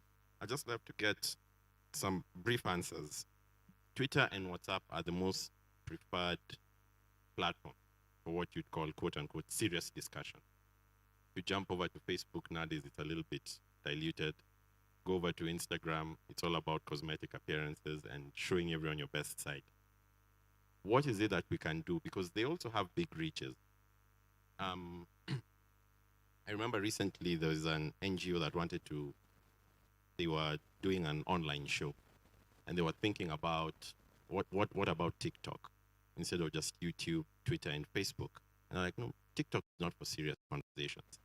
But we see a growing number of Kenyans joining in such platforms and even engaging on them. What can we do, or what can you guys do, or what can be done to just improve the use of such media in terms of enhancing democracy and the conversations around ethics and governance in this country? Briefly, let's just start from Steph. Right, so what can we do to increase That's an interesting question, because when I look at the space of the digital era in democracy, I feel like there's quite a bit of upsides, but similarly there's downsides. Because like you've mentioned, the thing about Twitter is you cannot talk about Twitter without talking about algorithms. You cannot talk about TikTok without talking about algorithms. And the thing about algorithms is that we subscribe to them because we are drawn to familiarity. So ideally, we're going to try and cluster ourselves according to what works for us. So who shares our similar ideals and beliefs? And then from there, we're going to try and culture our own echo chamber and then try and direct our efforts towards whatever it is. Is it advocacy? Is it democracy? Whatever it is, we're going to culture it from what we have gotten from our echo chambers. So what I think is there is need for us to reinvent our conversations around democracy, such that we try and pull people outside of the idea of localizing conversations around small, many public spaces. So because that's essentially what Twitter does. It's this faction is for Fulani, or it represents this and it advocates for this. And this faction is entirely different and advocates for a whole different agenda. And when those different factions exist, it becomes hard for us to collectively work towards the same goal. So it's the idea of trying to have conversations such as these that try and pull people from the ideologies of small factions and show the bigger goal. So what is the bigger goal? We're working towards advocacy. We are working towards, say, for example, we are trying to deal with corruption online. So it's trying to have small, or rather one big group that moves unilaterally towards something. Asba? Well, it's very interesting because I have a contrary opinion. That for me, it's a question of creating communities and getting very massive communities that would immerse themselves in area that they've already picked, and then getting forums like this. So get these communities to, get immersive, disseminate robust information, and just have a conversation around experts within the communities or people who are willing to dig deep in these communities, but then move beyond that and join them with other communities that have a specific goal. So that, an ultimate goal. So small communities, but then there's an ultimate goal that they can all feed into. Because I guess the other issue that we may want to exercise our minds on is, can you spread yourself thin? And if you do that, what are you going to have? You're not going to be an expert in everything. Could you just situate yourself in a community where you're going to make a lot of impact, going to be robust in how you're going to contribute, like-minded people, but then find other communities that can come together with what you're doing. So my thinking is those communities that she says should be widened on the digital platform, I'm thinking they should just remain like that, but offline they should be brought together, because ultimately there's a common goal. And in a democracy, I just believe that the common goal is to get the public a lot more informed. Because with information, and I can tell you, Kenyans lack something called information. When I go to my native Suna East, they think I want to be their next member of parliament. Maybe I do, but I can't say that in public. But what the kind of questions they field, sometimes you cringe, And most Kenyans don't know this, and MPs won't tell you. In the last financial year, each and every MP in this country, including MPs who were elected by 7,000 people, were given 137 million Kenya shillings. The people in my native Suna East, if that 137 million Kenya shillings had even been utilized up to 80%, they would see it. Today, they're not. That's why they tell me, you know what, we have good roads, we don't want roads. What we need are health centers. And our MP needs to build. Again, lack of information. With CDF, an MP cannot do that. CDF is cut out for infrastructure and education, the national government function. So if you give people that information and tell them, when you elect an MP, there's something called public participation. Now, with public participation, you are doing public participation against the backdrop of at least 137 million. Make a decision on what the MP is supposed to address as your needs. And the role of an MP is essentially to oversight what CDF does. Give people that information. Create communities that would help people disseminate that information. And then cascade the same information from these digital spaces, cyber spaces, to individuals who can now go to the trenches, interact with the people. And I think with that kind of mindset, knowing that this conversation cannot end in one quarter, you'll have different communities bring their strength and reach the mass public. In the interest of time, I'd like to just jump to another question, and I'll address it to Shiko and Mariga. There's a lot of fatigue, to some extent, with politics. After the whole debacle that we had in 2017, and what some people said was a fast, fresh election. How will digital media help Kenyans try to get that interest to go back to the ballot and make the right choice, rather than just sitting down and resigning themselves to fate that we're going to elect the next thief, the next corrupt person, the next murderer? What can be done in that space to improve Kenyans' civic choices? That's a really tough question. So honest conversations are needed, and my honest view is that we've had one free and fair election in Kenya in 2002. So one of the biggest questions I've had is, what's the purpose of voting? It's a very valid question. It's a valid question. 2017, the court rightly ruled that it was rigged, like they found it. 2013 was a really dodgy ruling I call the judiciary out on by any standard. When you look back at 2007, we all know what happened. Literally, the president was sworn in at night and then we were shown the video afterwards.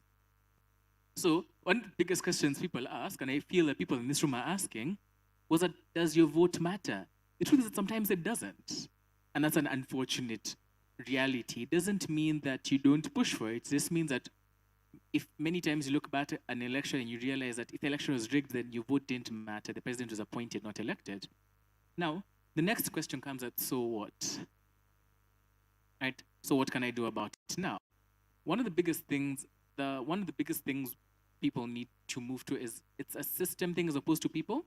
For example, recently, when the court ruled, the BBI ruling ruled that the IEBC didn't have quorum to hold the referendum, right, to have any of that information. So this forced the president to appoint IEBC commissioners. Now, I realized that there wasn't a lot of conversation about the IEBC commissioners, but those are the people who will determine your election. So there are many ways in which there's civic education needed to explain to people how many of these processes, which we don't look at as important or very critical outrightly, lead to the end, right? For example, recently when the Chief Justice was chosen, the JSC has declined to make public the, about to say marking sheets, but for the Chief Justice on how they actually chose the Chief Justice, right? Now people say, it's okay, they chose them. No. The Chief Justice sits on the Supreme Court of Kenya, which will listen to an election petition if the election petition comes up. But you see, when you look at the Chief Justice in terms of the judiciary, you don't see that he didn't pay attention to who's chosen IEBC as a commissioner, and he didn't pay attention to the question why, for example, this Chief Justice was chosen, and they chosen in the first place in 2017. I feel like more than just telling people how to vote, because I feel like people know it's important to vote, right? But I feel like there's more education needed on a lot of the structures that support the voting and why it is critical, why it's critical to look at all of them outside of voting.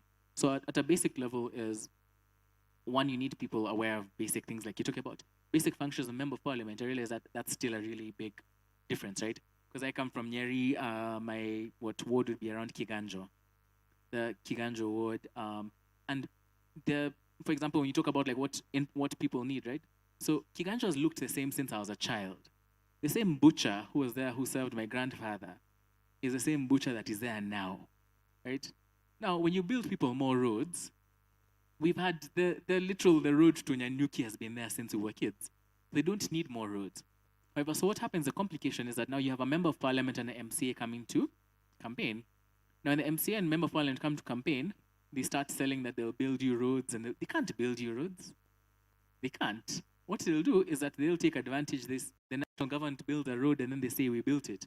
But in many ways, there's unfair pressure on members of parliament and MCAs for roles that are nowhere near what their own is. So one level would be a level of civic education that shows people basic levels of like what your MP actually does, which roads under the central government, which roads under things like Kura, and which roads are county roads. And then Now, the next level of thing is showing people the connection between all these government agencies which lead to democracy. Because it's not the vote for, when you're voting for president, it's at the end, but there are many other things, including all the ward councils and everything, which I feel now would build up a lot of these things. So I feel like when you're talking back to what you talk about some of these things is, there are many countries where, and many countries and many spaces are starting to use TikTok for like civic education. People aren't calling civic education per se. People are just posting fun TikToks on history. Emily Kazungu, you look at someone like Eric Omondi, is doing brilliant. Not Eric Omondi. I'm thinking of Njugush. Eric Omondi is like a whole other story. But I'm thinking of Njugush in terms of how he's using like Instagram, TikTok, pass important messages in a very light and relatable way. And I don't know, Mariga said everything. But when you come back to civic education, I think there's a thing where we vote to tick boxes. I don't know, like how many of us, when you voted, knew why you were voting. Like the first time you voted, we voted because it's an Indian festival. Like vote, come back home with colored fingers, sleep and wait for results, and then we are tensed for 2 days. We won't even work because of that specific election. You know, so there's need for us to understand why we vote first.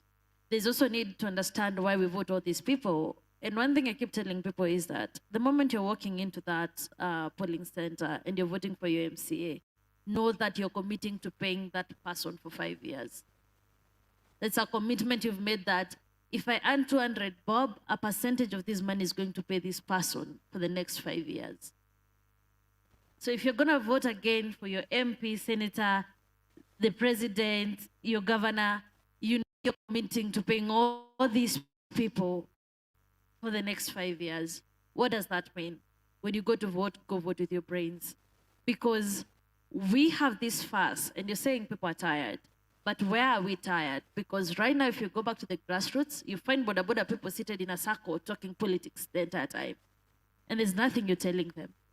And even if you board a cab, like today I came with a cab, it was being driven by quite an old person.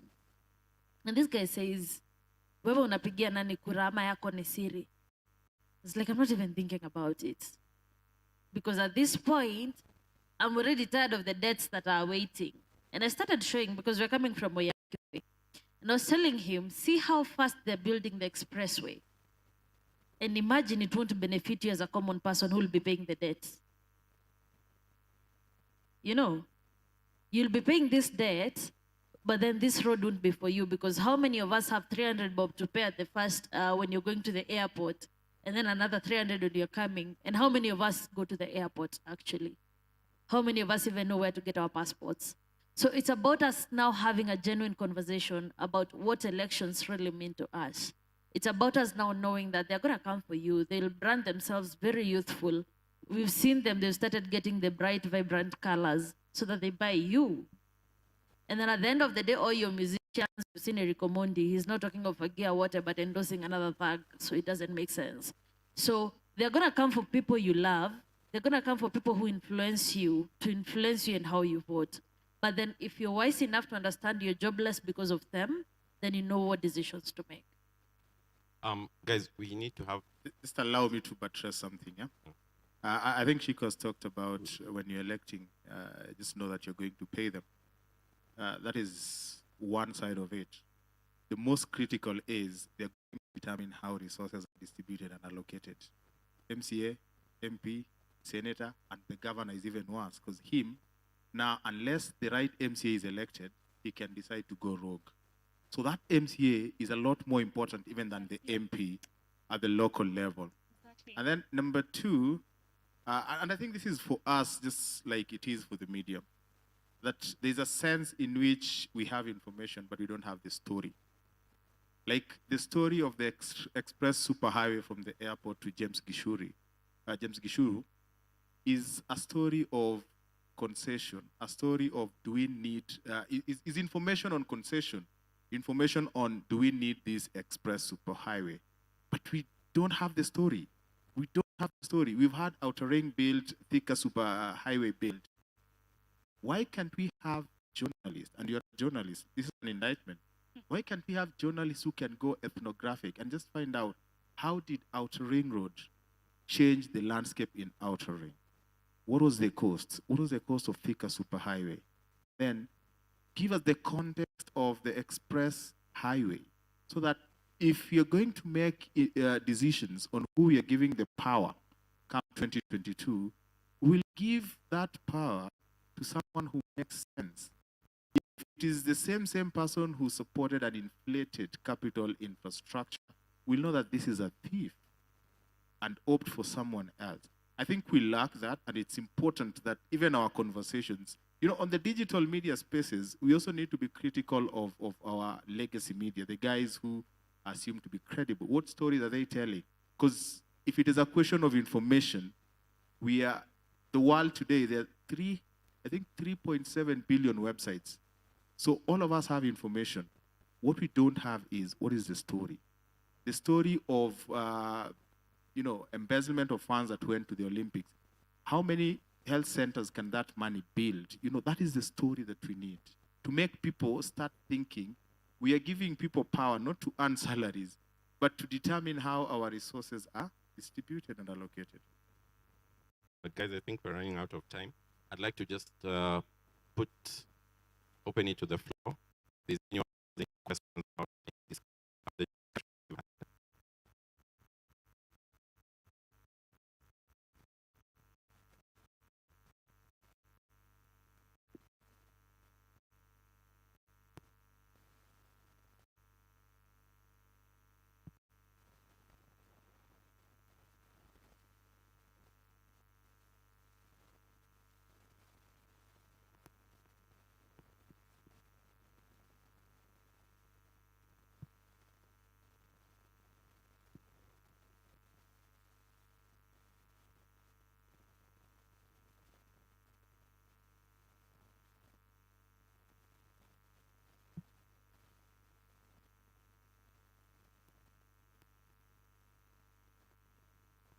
Okay, good morning.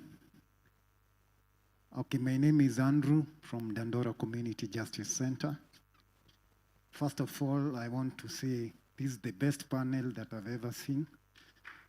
And I'm saying that because most of the time I spend online. And I've got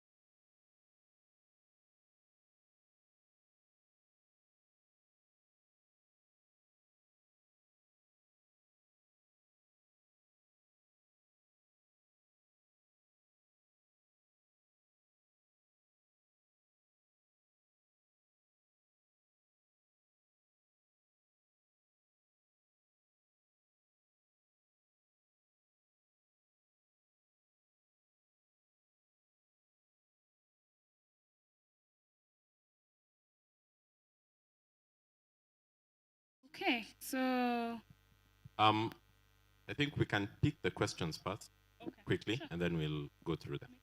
There are 3 people. There's a gentleman at the back also who had raised his hand. There's a lady there. A gentleman.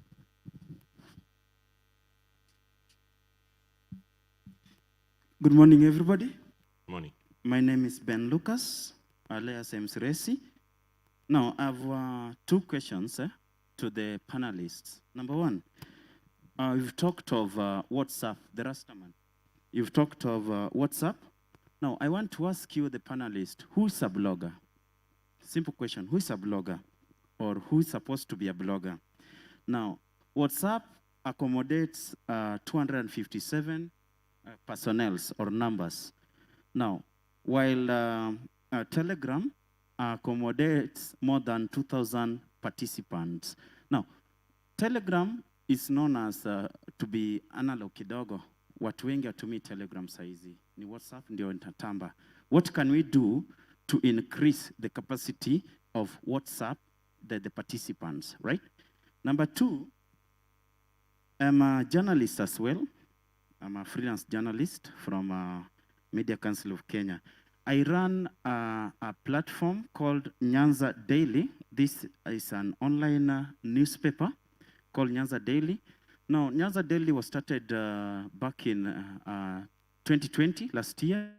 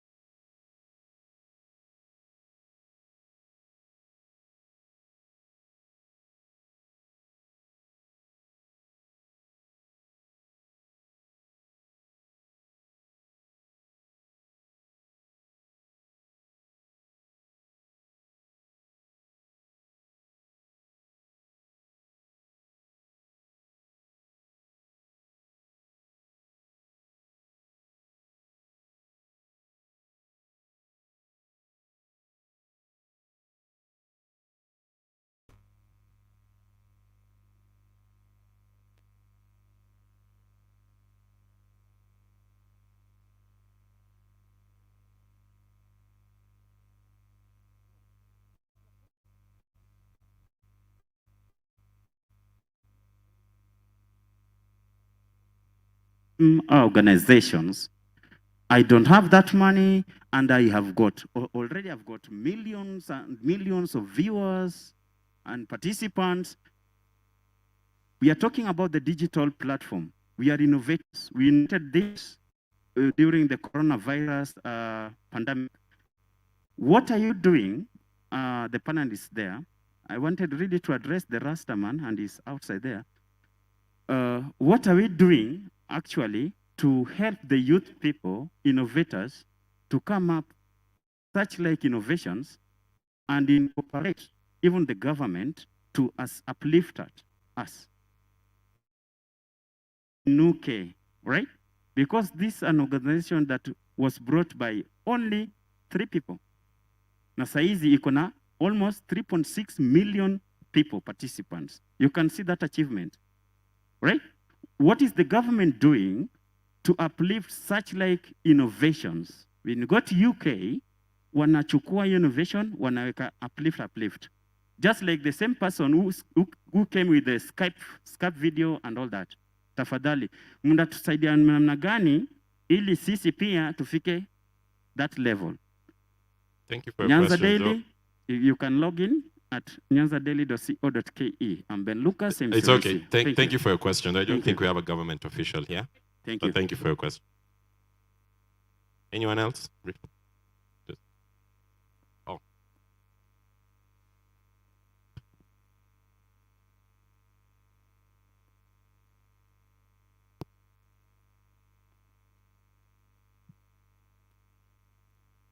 Morning. My name is Miss Nina. I'm a poet from the group Minefield. And for me, it's more of an observation, less of a question. And first, I feel like the panel, you're defending social media so much, but I'd rather, go against that for a bit. Because for one, you have to keep in mind that some Kenyans have no access to the social media. And for majority who are able to access the social media, they're only there for the hype of it, not for the serious conversations. And something has led me to question, what if the internet is shut down? What do you do next? And when it comes down to the keyboard warrior, I feel it has no impact, because the reason people hide behind the keyboard is because there is an unspoken fear. I mean, I come to question, why is it that we have to have a week to speak about democracy? Why is it that we still struggle with police brutality? I mean, yes, when you speak up on the social media, we've heard of people being convicted. Then what next? What's the end game? And another thing, yes, the problem as Kenyans that we have is that we have been taught to memorize the dates and events of history, but we never take the time to learn from it. That's why bloodshed will never end. It will still continue. So if we stop and learn from what happened and do something extra. Yes, going out on the street is maybe, it's dangerous right now. But sometimes we have to do something extra to show that we mean business. Thank you. Thank you. There's a gentleman at the back. He's been raising his hand for quite some time.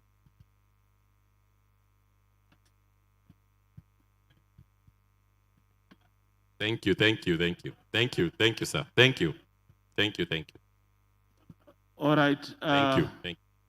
Ryan, we need participants. We need to respect opinions of others. Get an opportunity. I think the moderator gives opportunity for people to express themselves. So it's very important to respect other people's opinion.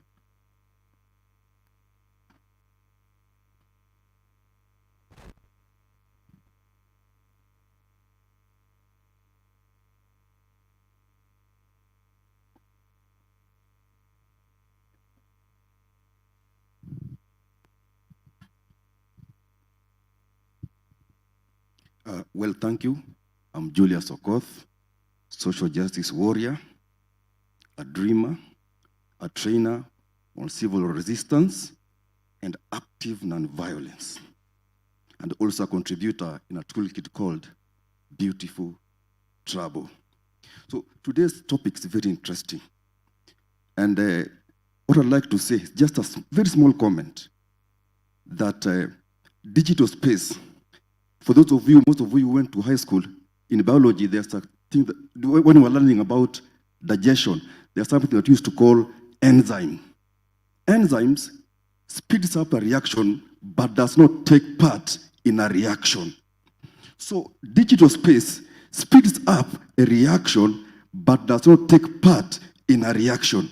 Like the way that lady says, that digital space is to galvanize and to mobilize. So the system that we have around the world understands only direct action. Digital is to mobilize people. So you cannot be an armchair activist and staying there, leaving other people to go there. Do armchair, go to the ground, physical, and it's called direct action. And direct action is two. There is high risk direct action and low risk. So when you're talking about digital, it is low risk. It's just used to galvanize people to go to the street. Use digital, come to the street. Because even the Sudanese people changed the system because digital mobilized people to come to the street. It also happened in Tunisia. So let us use digital. Let us combine both digital and the physical. So don't stay with the armchair then telling us we go to the street other people. You have to go also.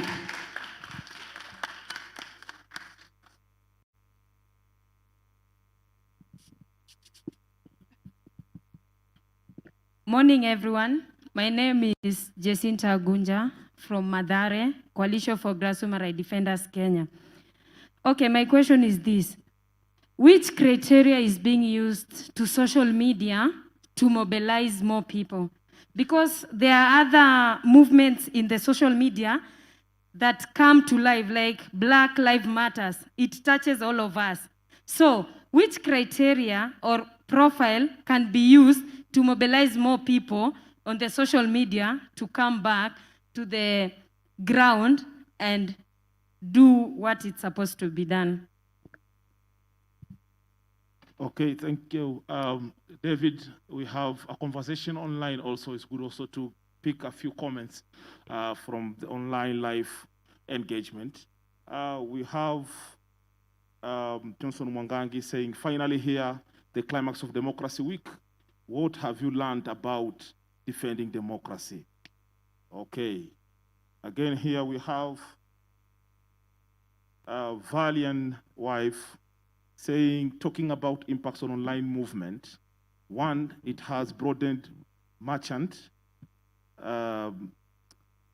base.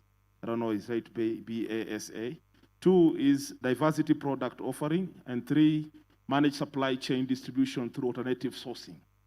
Again, we have Valiant comes again saying, in the wake of COVID-19 pandemic, technology has proven to be a vital resource, as work from home orders and other directives put in place to contain its spread have disrupted more traditional models of product and service delivery. Under these challenging circumstances, many organizations, businesses, and governments are shifting to online platforms to deliver products and services and to continue operations, while consumers are adopting new online shopping behavior. Kenya digital economy has experienced these shifts in several ways. Reduced foot traffic in supermarkets and open-air markets has caused retailers to move to e-commerce, either by setting up new digital platforms or partnering with existing ones. Likewise, small traders who previously depended on offline retailing have also transitioned to online platforms, now utilizing methods such as social media and e-commerce to reach their consumers. Johnson Mwangangi is saying keyboard warriors play a role, even though it has evolved to its own ecosystem, whereby trending tags are countered by other contradicting tags. Masika Mohammed, due to COVID, watu wengi wamezoea kuinteract online, e.g. kwa Zoom meetings, and even though it has a negative impact, but kuna a positive impact that young people wamepata, e.g. showcasing their talents and businesses. Last but not least, Victor Ihur is saying, following from Mombasa, as we mark the climax of Democracy Week, we need to understand that democracy is not a deliberation, but a content that relies on the ability of the media to shape public opinion. Just before I hand over back to you, David, we earlier mentioned that there is a democracy quiz or a competition. Just to clarify, we are about to close the registration process. So we have a form moving around, and the instructions are very clear. It is an open competition for everyone in this space and those who should participate online. The only instruction is you need to group into three, form a group of 3 participants.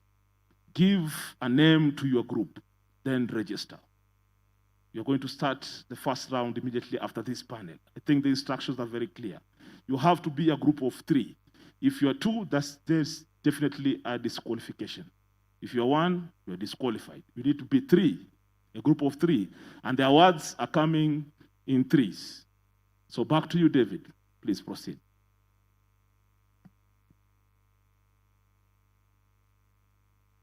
Thank you.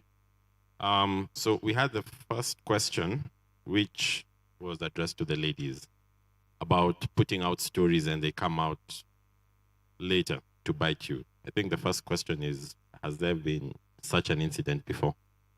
Yeah, I'll talk about my experience. When I joined Twitter, very few women online actually talk or want to have conversations on politics fluently. Why? Because we come from a societal structure that dictates our spaces in the kitchen and other places, but not in the political scenes. And this is clear even if we look at our political party structures and where women are and what they voice. They barely talk about the issues that happen in the political parties, in their party structures and everything. But you'll hear them pushing the agenda of their bosses and everything out there.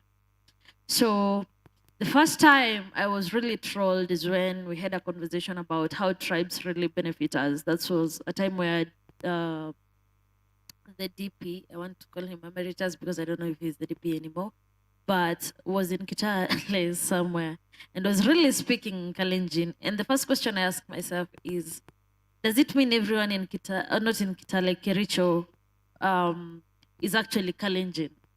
Does it mean there's no other tribe in that county, no other tribe would actually be interested to go listen to the deputy president speak? And I voiced that online because when I'm thinking out loud, I think on my Twitter. So I voiced that and people came and trolled me a good one. But for me, it was not about, the first time I was crushed, I won't lie. But I learned that there is nothing, every time you voice your opinion, whether you like it or not, someone will have something to say. And on Twitter, we have two species of people. We have people who know what they want online, but we have people who are there to try and validate themselves and validate their presence there. So when you get someone who's trying and struggling to validate themselves, what they do is they want to come at you. And our Kenyan Twitter is very good at coming at women sexually. They want to bring you down because you're a woman, they'll call you a whore. They want to bring you down, they will call you a single mother. I don't know why that's an insult, by the way.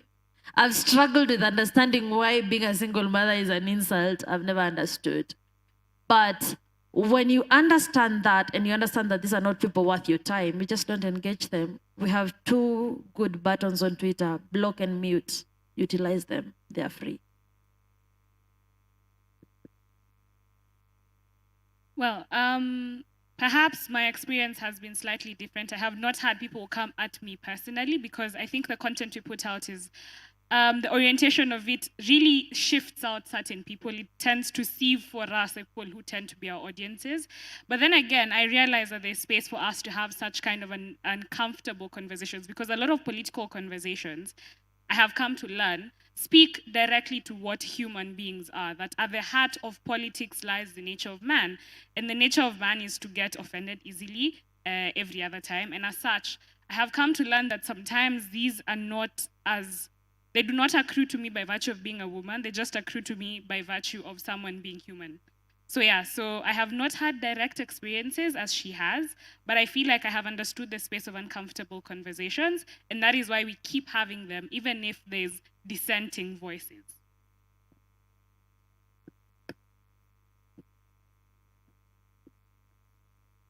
Thank you.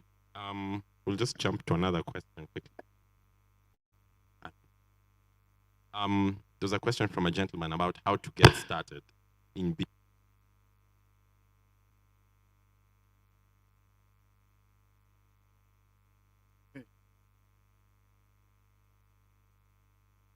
about not necessarily being an online activist, but just being involved in conversations about democracy and civics and ethics and governance.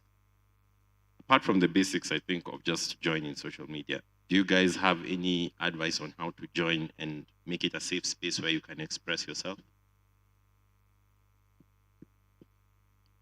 Well, I think, you know, there are reasons why people get into these spaces. I mean, they're social in nature, but for most people who have an agenda, they're not social. And I think if you have an agenda, you want to advocate for certain civic rights, liberties, and advance democratic, issues, or even advance a political agenda for a particular politician. It's a question of defining who your target audience is. Who do you want to reach with the message? And what is your message? And what community do you need to build, Today, if you go to my Twitter handle on my Facebook pages are totally different. I mean, Instagram, I think I'm too old for Instagram, but I've defined what I do on Twitter.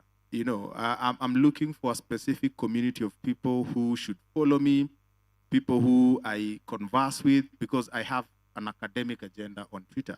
So the only thing I do there is research, politics, democracy, that only, and I attract the same kind of people. So when they publish, I get to know what they're publishing. When they have discussions on media and democracy, I get to know.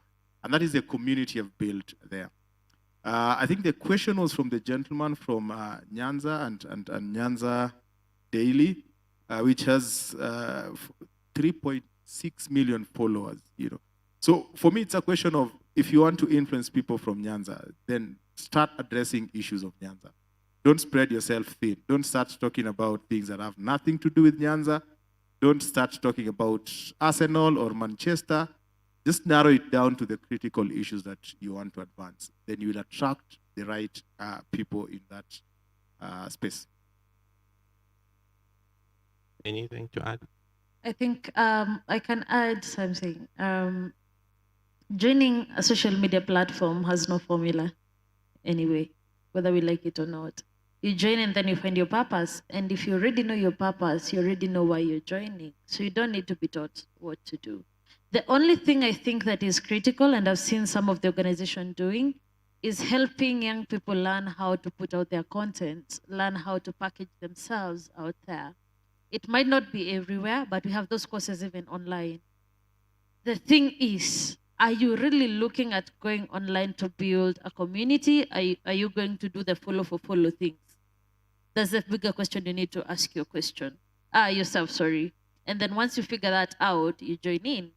The best thing, especially with Twitter, the best that I've learned is that as long as you have something that makes sense to someone, then you'll start building a community slowly by slowly.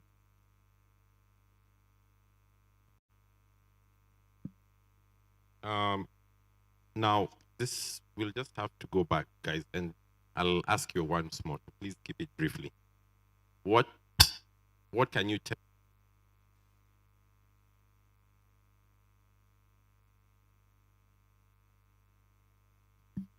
What can you guys tell skeptics who still believe that digital media is for people who are scared, who are not willing to necessarily put them out because it's come out again? What do you guys have to say about just getting them on your side and letting them know that what you do is equally as important as the guys who go out on the street? Just keep your answers brief, please. If I can start. So first things first, one of the things I think people need to understand is that we all work within the context in which we find ourselves, correct? How many of you are working in any sense? How many of you have a job somewhere? You're doing part-time work, right? Now, I wouldn't be able to take you out of your part-time work, right? You have an 8 to 5, tell you to go on the street each time, right? It's not fair, it's not practical. We have a conundrum of having activists and seeking social justice in a capitalist space, right? And so that in many ways limits how we can do it. One of my favorite revolutionaries, Amilcar Cabral, talked about how one of the best and most practical ways of having people being activists was having peasant farmers. His logic is that me and you silent, right? Keep you off the street many times are economic. When I had way more time, right? When you're 18, 19, 20, you didn't have a job yet, you didn't have anything depending on you could do all of this. Now you find many people, you're forced to survive, you're forced to parent, you're forced to pay all this. And Amilcar Cabral, in essence, was arguing that societies which have peasant farmers, the government can't do much about it. They can't take away your job. You have your small little farm, they can't have any other pressure against you. So all of us are working within certain constraints, right? You're working within the constraints of your parents, your school, your work, and whatever you're working within. That's always an important factor to factor in around the expectations that people put, especially on people who call activists, because you want people to for 5 days. One, people have jobs, right? And I'm putting it very practically. People have jobs, people have to make an income, people have to take care of their families, but people in many ways put pressure on them to do things that are beyond their capability. So one is expecting things of people within the context within they're working in, and people can work within certain contexts. I have worked with people from the office of the ombudsman. I wouldn't be able to go on the road, but there are very many things which you can get people to pressure through offices. If you can go on the street, if you can do all these things which you feel, for example, the gentleman in the back talked about high-risk activities, if you are in the space and the capability to do it, no one is stopping you. One of the things I'd like to call, though, is to, I sometimes hesitate and calling out people for not doing things because you think them. Not everyone is in the not everyone has the ability, right? Everyone economics or finances to be going on the street on a weekday. But there's a physical ability, because when you do that again, you limit the people who might be differently abled, right? They might not be able to do this. There are many other factors that would keep you away from it. And diversify it. So I agree with you. Not only you can have the protest digitally and in other different forms, and I urge you to be open with some of these things about it. Some of these, someone's talked about Black Lives Matter and some of these other protests, right? And how big they've grown. How many people know how much money is funding Black Lives Matter? Does anyone have a ballpark figure of how much money Black Lives Matter actually takes to happen? It's tens of millions of dollars. Every single thing that we're doing here is for free. We're literally on our own Twitter platforms, right? Calling for the arrest of members of parliament, calling for accountability with no money and no resources. And that's the second point I'd like to bring on the third or fourth, is that understand that everyone's working within their capabilities. We're giving the most that we can. We can do better, and by no means do I mean we're doing the best that we can, and you can't hold us to higher standards and hold us to a standard that has us achieve more excellence, but appreciate where people are and work within the improvements of their context. Everyone can do, you can do the activism you can in your own space, literally in your own university, in your own estate. So all of these things put together. So online activism and digital activism does have a very critical space. One, in galvanizing, and two, in being a catalyst, but three, in many ways, just holding people accountable. And we need to appreciate that. We need to practically improve that. Many ways, right? Activists loosely. You don't have to say all these things.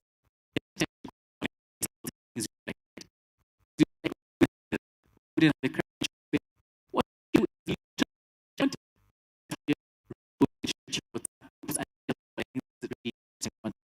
you can support in ways.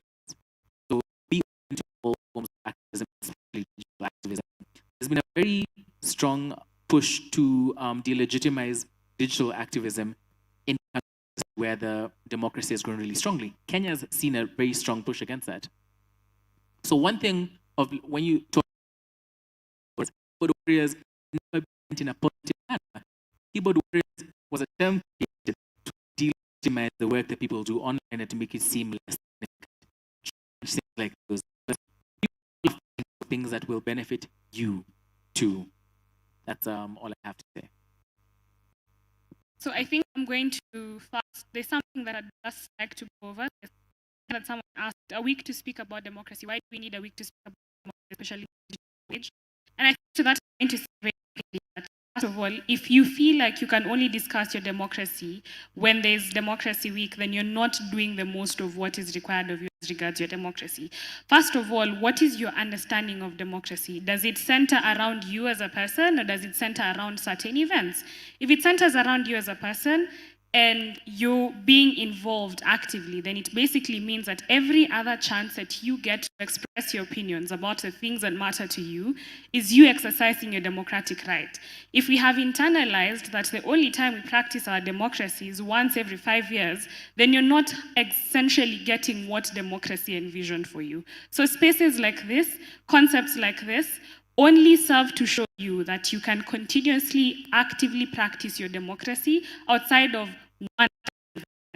So I think the element that there's that strong feeling that social media does not do a lot whenever it comes to activism, but then again it ties back to what is the role of social media, and perhaps there's something very interesting that Mariga talked about, the idea that who funds Black Lives Matter, or how much do they need to run some of the successful campaigns they've run? The other question is, how do they get this money? A lot of the contributors, especially around the time of Black Lives Matter, around the George Floyd event, were guys contributing through cryptocurrencies. That's another way that the digital age has come to bridge the gap between our analog way of doing activism and the current way of doing activism. And of course, the feeling on the ground is that, no, you have to transition from one mode to another. Now, here's the thing. The thing about democracy is that it is vested in you and the information you have, or rather, and you putting out your opinions, but your opinions are informed by information. What we are here to do is not necessarily it's to give you the information that you need to have comprehensive. Say, for example, the example of the expressway. You would not be out on the streets fighting if you did not understand why the expressway is way more expensive than the world's largest potential hot oil pipeline. You know, what are you protesting about? You cannot be protesting in ignorance. The idea of social media is to equip you with the information that you need to understand where your democracy is going, where it is being vandalized, and then from there, the call to action is your responsibility. You cannot pacify your involvement in a political system that has bled into your entire life. Your social life, your economic life, your basic living is dependent on this politics. So you cannot pacify your role and then question, so now why are you using social media? No, it is we give you the information you need to make the decisions on whether or not you're going to the streets, on whether or not you're going to join us, on whether or not you would want to write to specific people to get things done. That is the role of social media. They do not exist in mutual exclusivity, which is street protests, which is but one of the ways that you can actually pursue activism, and then social media activism. Yeah, and I think, just to add on what Stephanie has said, we are people who like discrediting others for the efforts they're making. But the question is, do we remember when our people Mama went to war? Did they discredit that mama who used to take water to them? No. It played as part of the process. And we must understand that the fight for us to stand and defend what is right and what is ours and what is democratically correct is for us to understand and appreciate that each effort counts at the end of the day. For the lady who asked why we need 5 days, 1 week to discuss democracy, is because even after you run, at the end of it, you sit down to reflect. Did I miss my steps? What happened? How can I get this better? Because with as much as we have democracy, we all acknowledge that the concept of it might not actually be our end game, but is enabling us to get to where we are going. So we must start having this conversation as often as possible. We must make this the kind of life we live, even in our homes and the conversations we have, so that we are able to also know what are we evaluating at the end of the day. Let us stop utilizing social media. It has done more good, and we all know today, if you call a protest, we know what happens in this country. So we need to back each other, and we need to walk this journey together. Social media is not a demon space. It's actually a space that is working to help us get to where we're going. Well, I think everything has been said. Social media, it can change who we are.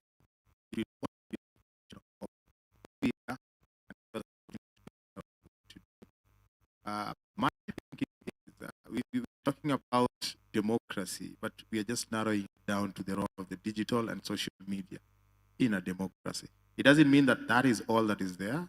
Even in democratic, advocacy and advancing civic rights and liberties, social media is the only platform. Now, if you put yourself in this role of, the organizer or the person who has an agenda to push through, I would imagine that if you live in Kenya today, you'd be alive to the realities of this country, that not everyone has access to social media. Therefore, what you would do is very simple. You'd simply abstract the demographics that you have in Kenya and the demographics that you have, people you are targeting, and then come back to the platforms and also have a stratification of the platform. Which platform reaches who? And then pass your message, the way it would reach the target appropriately. So if there is something that lends itself to the social media, you cannot say social media is not all that is there. All you have to do is, there's another platform, pass the right message through that platform. And I think at some point we talked about the hypermedia campaign. And this is a strategy that has been used both in political campaign and in advocacy. Simply put, whatever message you have, what is the agenda? What message needs to be passed through the mainstream or legacy media? And the legacy media is important for giving it that credibility and publicity. It is known. And then number two, what message can be passed through the social media that, can give traction and rally the legacy media to pick that, not as something that you're pushing, but something that is of public interest. And then lastly, how do you get to communities of people in physical settings? If you follow the Prime Minister of India today, that is how he won an election. The message was the same. When he was going to public rallies, it was the same message. when he was going on national television, same message. And it is that same message that his social media team was pushing through. So anyone who was listening to him, irrespective of where they were getting the same message. So from a strategic point of view, it's a question of what is the message, what is the agenda? How do you stratify your target and the platforms? I think we can, there was one more question, but I'll ask Mariga to please just briefly answer it. Is there any specific criteria or anything special that's needed to mobilize people to come out and just, fight for a cause? That was a question from a lady. Is there anything special that is needed to get Kenyans out? I don't think there's anything special that's needed. I think it's there's one of the things, I think, valid questions being asked, which need a valid introspection, right? One of the things you need to understand, for example, and we need to question, is, for example, why, and basic things of like people talk about why people came out in 1992, 1997, but don't come out now, right? There are very many social and political reasons for that. There's also very practical elements to that, in that I've been on the street multiple times. How many people have been in protests? Physical protests here, right? How many people have been chased by police? Right? It's a very practical fear, right? This is not a story. When the last protests were at, right after the 2017 election, we were in a protest right between the first and second election, right? We were protesting police brutality, and guess what the police did? They beat us, right? You're in a protest about police brutality being brutalized by the police. And I remember we were chased, so we started the protest at All Saints, and we ran all the way up to Mamlaka, running, and police cars are following you with tear gas and water, and they had dogs at that point, right? Do you really want a police dog biting you? So you're literally, practically, consistently forced to face violence, and which is a very important fear. And the state, in many ways, has got a bit more tolerant, but there are many ways in which the oppression just got more silent. So people are being oppressed, but it's not openly. And so I don't think there's one specific way to do it. One is to, like I said, find out why people protest and why they would protest. Two, protest in a way that people would find convenient. There's actually one of the most interesting protests in China was a smiling protest, right? And so there's a time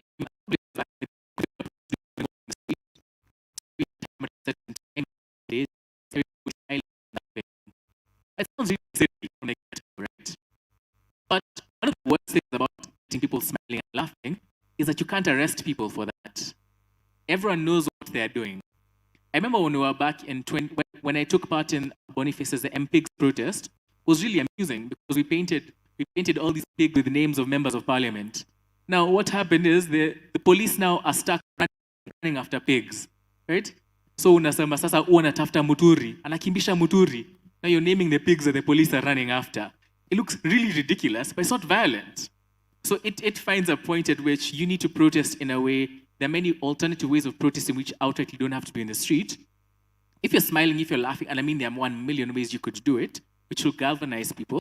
So there's no specific criteria. Every single person in this room and around you has a right to protest and has interest in Kenya because they live in Kenya, right? You just need to figure out what works for a person, what is important to them, and in what ways they could express themselves. That's it. I think we can bring the discussion to an end. I'd like to thank my panelists for availing. Can I just say something? Yeah. In response to, there's a gentleman who was looking for support, a policy kind of support. Okay. Let me just say this, if there's anyone who is interested here, I work at a media innovation center. So if you're in the media space, because we talked about a publication, and you need such kind of questions answered. I mean, what do you need, the policy requirements, the regulations that are in place? You can actually visit the Media Innovation Center at Aga Khan University. Start by following us on Twitter, because we publicize a lot of trainings that we have for members of our community. You can join our community for free. This is public money from the German Development Bank to benefit East Africans. So at AKU Media Futures, follow us and you'll get more information. Thank you, Hesbon. Thank you for your company, guys. Thank you for staying through and for fielding your questions. Thank you to Shiko, to Mariga, Stephanie, and to Hesbon. the last question I'd like to ask. One word answer. Is digital media, is the hand of digital media in enhancing democracy with all the dynamics of COVID? Is it stronger or weaker? Stronger. Stronger. Stronger. Stronger. Thank you. Thank you, guys. A round of applause, ladies and gentlemen. Thank you so much. Asanteni sana, our panelists. Thank you, our moderator, David. Amazing job, indeed. Ladies and gentlemen, we really wish to have this conversation keep on moving. I'll request the panelists, together with the moderator, to come line up here for a group photo.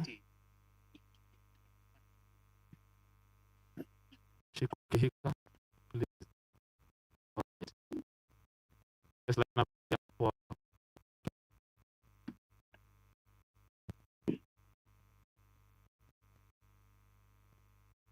all right, the media team.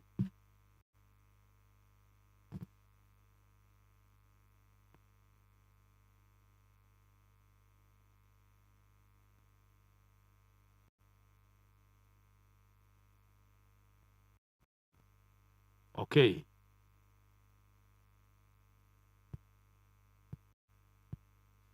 All right, ladies and gentlemen, just to remind us that you're on Democracy Week. Hashtag remains defending democracy. And here on the conversation, people platforms, how they have impacted the work on supporting democracy. So there's a question that was asked online, whether also online could also participate in our quiz. There's a time now. Just want to advise online, you can participate, but you must make sure you are a team of 3 and you come up with one name that you will use for registration, and that should be done between now and the next 5 minutes because you're about to close the registration. And the quiz will be done online, so it won't be kind of any obstacle for you to participate because you're also following on this great event. So give an opportunity for those online also to participate. Those are here physically. We request that you sit together in your groups of 3. I know there are those who already registered with us. There's a group of 3. So you make sure you sit together. Because about now we are going to bring on stage the master quiz, the expert in quiz, so that we can have the conversation together on how we can take the first round of the quiz. So you make sure you sit in 3s as you have registered. All right. There's space hapa mbele, nafasi ni kubwa sana hapa mbele. We have empty seats, and I think it would be very easy for us to coordinate if you occupy these seats. Those participants, the groups of 3, please utilize this space here, of course, with social distance. Kuna viti hapa mbele, tafadhali, move very fast. I'm going to mention the names of the groups. And I request, if I mention the name of your group, you run very fast here on stage so that we can get a glimpse of what you're looking at and how you're going to participate.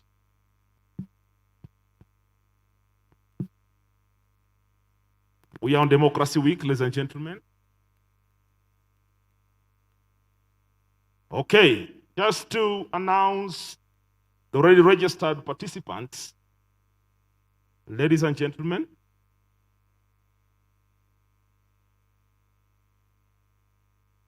we have a total of 12 registered, and I want to also pass this message. If there's any other emerging group right now as we speak, you have less than 5 minutes, and we have our lady here. Yes, come, they see you. We have a lady from Forum Civ who has the list, so you can rush very fast and ensure you also register yourself. She's coming here on stage just in a minute. You're gonna see her. So we have a total of 12 registered groups right now. And just to start the first group, we have Pussy Power. A round of applause, ladies and gentlemen. Pussy Power, please, participants, Pussy Power, come on stage very fast. Very fast, Pussy Power, Pussy Power, Pussy Power. Wapigieni makofi tafadhali. Where is Pussy Power? We need to be very fast, ladies and gentlemen. Pussy Power. Pussy Power is here. Please grab a microphone. Grab a microphone. Just grab a microphone. You're not sitting. It's very fast. Don't worry. Pussy Power. But one of us, she's coming. Okay, we can start a conversation with you. I know you are a team leader. Yes, just interested on why did you decide to call yourself Pussy Power? Okay, like I said in the morning, I come from a women-led movement, and Pussy Power, for us, we are very radical. All right. We used Pussy Power. It's just a simple way to say women power. But we wanted that conversation, because when you say Pussy Power, people start that conversation. We wanted that conversation. All right. It's because of our body. We don't talk about of our body. That's why we called Pussy Power. Because of her body, but Exactly. I can see Most of women, they are being shunned because of their body, and we don't talk much of our body. We are scared to talk about our bodies. All right. Yes. Yes, my brother there. Pussy Power, and you're part Pussy. of the team. Yeah, Yes. it's a revolution narrative. Yeah. All right. Yeah. All right. So you support the narrative. I really support it. The male champion. Yeah. Ladies and gentlemen, a round of applause. Upigeni makofi tafadhali. Now, last question. Do you believe you win this quiz? Yes, we believe we can win the way we win at the grassroots level. All right, ladies and gentlemen, a round of applause for Pussy Power. Upigeni makofi tafadhali. Thank you so much. You can sit the seats here. Please make sure you occupy the seats ahead here. Hapo mbele. The second group is, ladies and gentlemen, put your hands together. 4. We have Gidhu Ndio Mtaa. Gidhu Ndio Mtaa. Tafadhali participants wa Gidhu Ndio Mtaa. Kimbia, kimbia, kimbia, kimbia. Wapigieni makofi tafadhali. I can see a sense of confusion pale nyuma. Please, if you don't have a groove, organize yourself. Organize. Stop agonizing.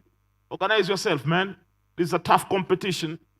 And the awards, cash awards, courtesy of Forum Sieve. Hakuna mchezo. Please grab a microphone very fast, very fast. All right, very fast. Why did you choose to call yourself Gidhu Ndio Mtaa? On.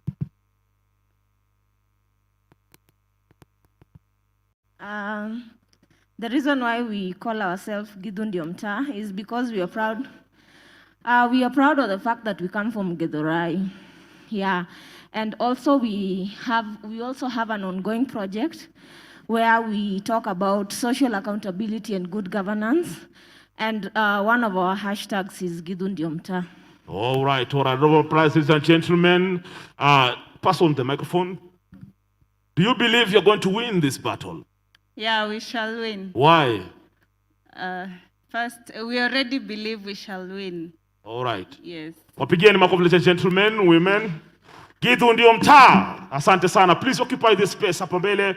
The third group, ladies and gentlemen. Hey. We have DCJC Hip Hop City. Wapigieni makofi tafadhali. DJC. Kimbia, kimbia, kimbia, kimbia. Youthful, youthful. We rush, we rush. DCJ Hip Hop City. Ndio Mtaa. Please grab a microphone, brother. Just grab a microphone. All right. All right.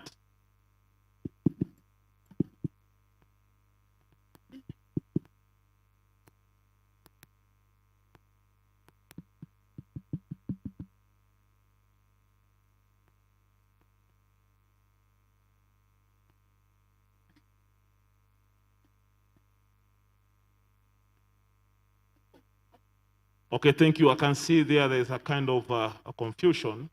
I hope people are registering there. All right, well, Democracy Week. Just very fast, because it's just the last group you engage here directly. Why did you decide to call yourself DCJC Hip Hop City? So, good morning, everyone. It's afternoon, oh sorry, good afternoon, guys. All right. So, we called ourselves Hip Hop City because this is it was a group that emerged the best of artists, as in music. So it's one of the best, and it has kindly impacted other artists to engage in the music industry. All right, thank you so much. Congratulations. Congratulations. Asante sana. You can just step down because of time. Ladies and gentlemen, allow me just to call the rest of the teams. We have Cobb Stars. Wapigeni makofi tafadhali. Cobb Stars. A round of applause. The next team is Wahenga. Wapi makofi ya Wahenga tafadhali. The third team is Art to Heart. Wapigeni makofi tafadhali. The fourth team is Democrats. We also have Team Unshakable. Wapigeni makofi. All right. We have Team NYC. Wapigeni makofi. And then we have Team KNT. Wapigeni makofi tafadhali. All right. We also have Women Power. Wapigeni makofi tafadhali. So I believe the teams are well distributed here. Please just take a seat with your team. Ladies and gentlemen, I hereby now take opportunity to let us see online if you have any emerging group. All right. Hashtag defending democracy. Hashtag defending democracy. We check right now, ladies and gentlemen. Allow me to welcome on stage the moderator for the quiz session so that he can give us an overview on how this is going to be done. Ladies and gentlemen, put your hands together for Alan Quiz Masters. You can grab the microphone. All right. When I say we, you say wa. We. Power to the people. Aya. So before we start, I would like to go over some rules. We'll do this quiz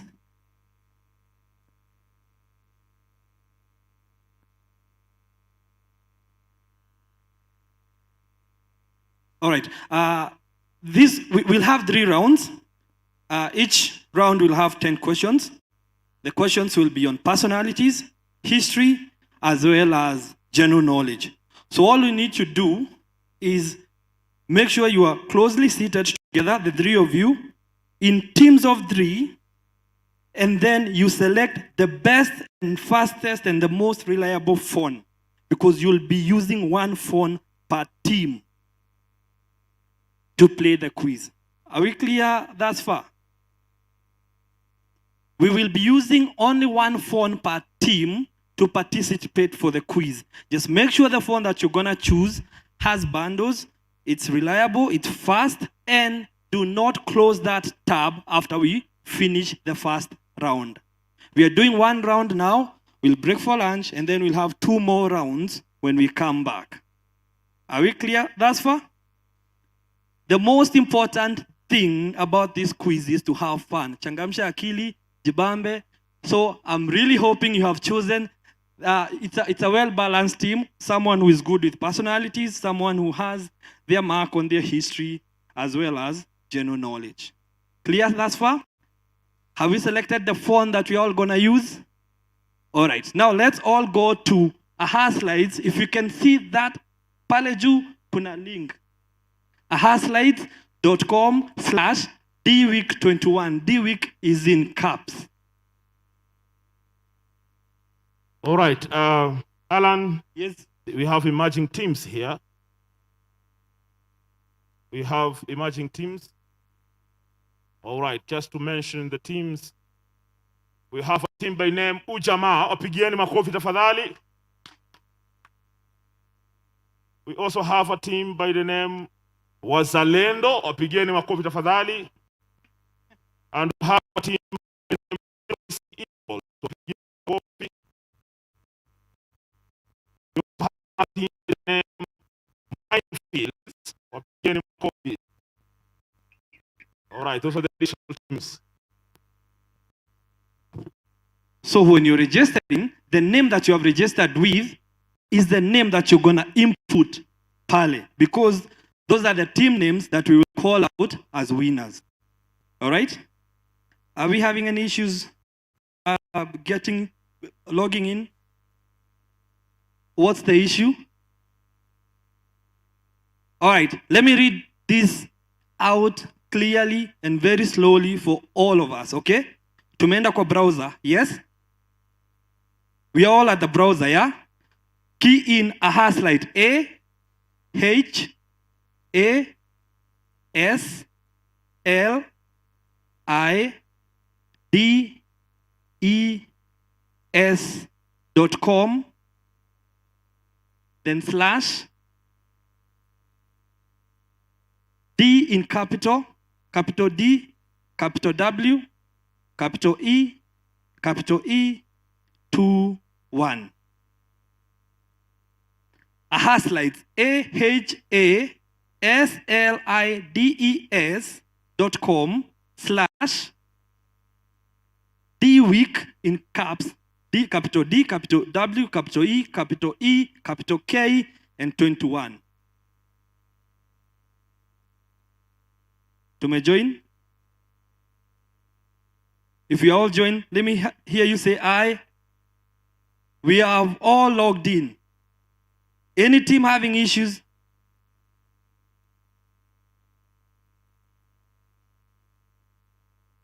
So we have all logged in. Because we can't start if there are teams that have been left out. Alternatively, you have a laptop and you're connected to Wi-Fi, you can also log in using your laptop. Tuko sawa sasa? Can we start? How many teams? If you have not logged in, raise your hand. One representative from team. 2 teams, 3 teams. What's the issue?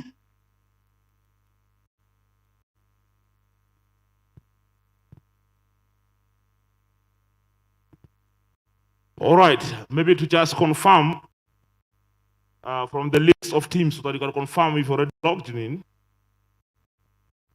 We want to confirm starting with Pussy Power. Have you logged in? All right, thank you. Women Power, have you logged in?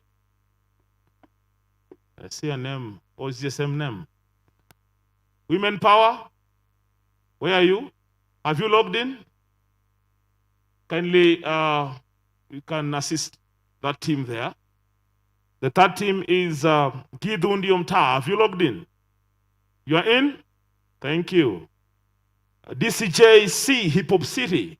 Have you logged in? Not yet. Technical support there needed. All right, you need to be very fast, you know, ladies and gentlemen. Cobstars, have you logged in? Cobstars, are you in? You're in, huh? Okay. Wahenga, are you in? You're in, Wahenga?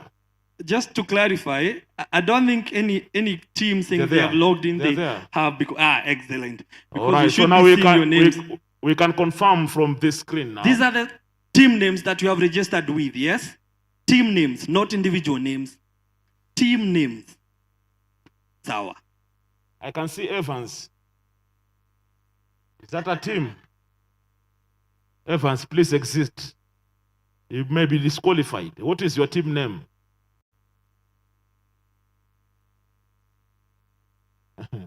We can see Gidhundi Omta, congratulations. Minefields, congratulations. Ujamaa, congratulations. Wazalendo, congratulations. Democratic Patriots, congratulations. NYC Eagles, congratulations. Women Power, congratulations. Wahenga, congratulations. Pussy Power, congratulations. And Ujamaa, congratulations. Another one coming up. All right, there's a total of 4, 5, 6, 7, 8, 9, 10, 11, 12, 13, 14. 14. I am seeing LJ. Okay. Also a team. Congratulations. Any team that hasn't logged in? What's the issue? Help art for art there, technical. What's the challenge? You can ask your neighboring team.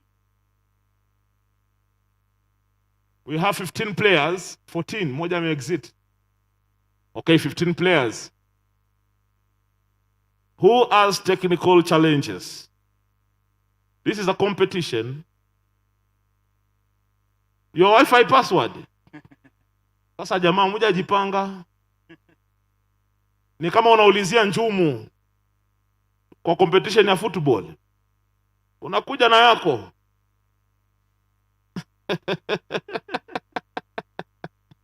All right, just remember each question will be 15 seconds each. So you have 15 questions to ask, 15 seconds rather to answer each question, except for a few selected questions which are a bit longer that requires them having a bit longer scheduled time. However, here's a trick. To get maximum points, you have to be fast. The faster you are, the more points you get. Sawa. I'm still the faster you are, the more points you get. We will be displaying the questions here as well as on your phone. You don't have to look at the screen. The questions will be displayed on your phone, and then you'll click the correct answer. Any questions? Wewe Evans toka hapo bana. Wewe Evans ni nani? Unataka kufanya rigging? Who is Evans?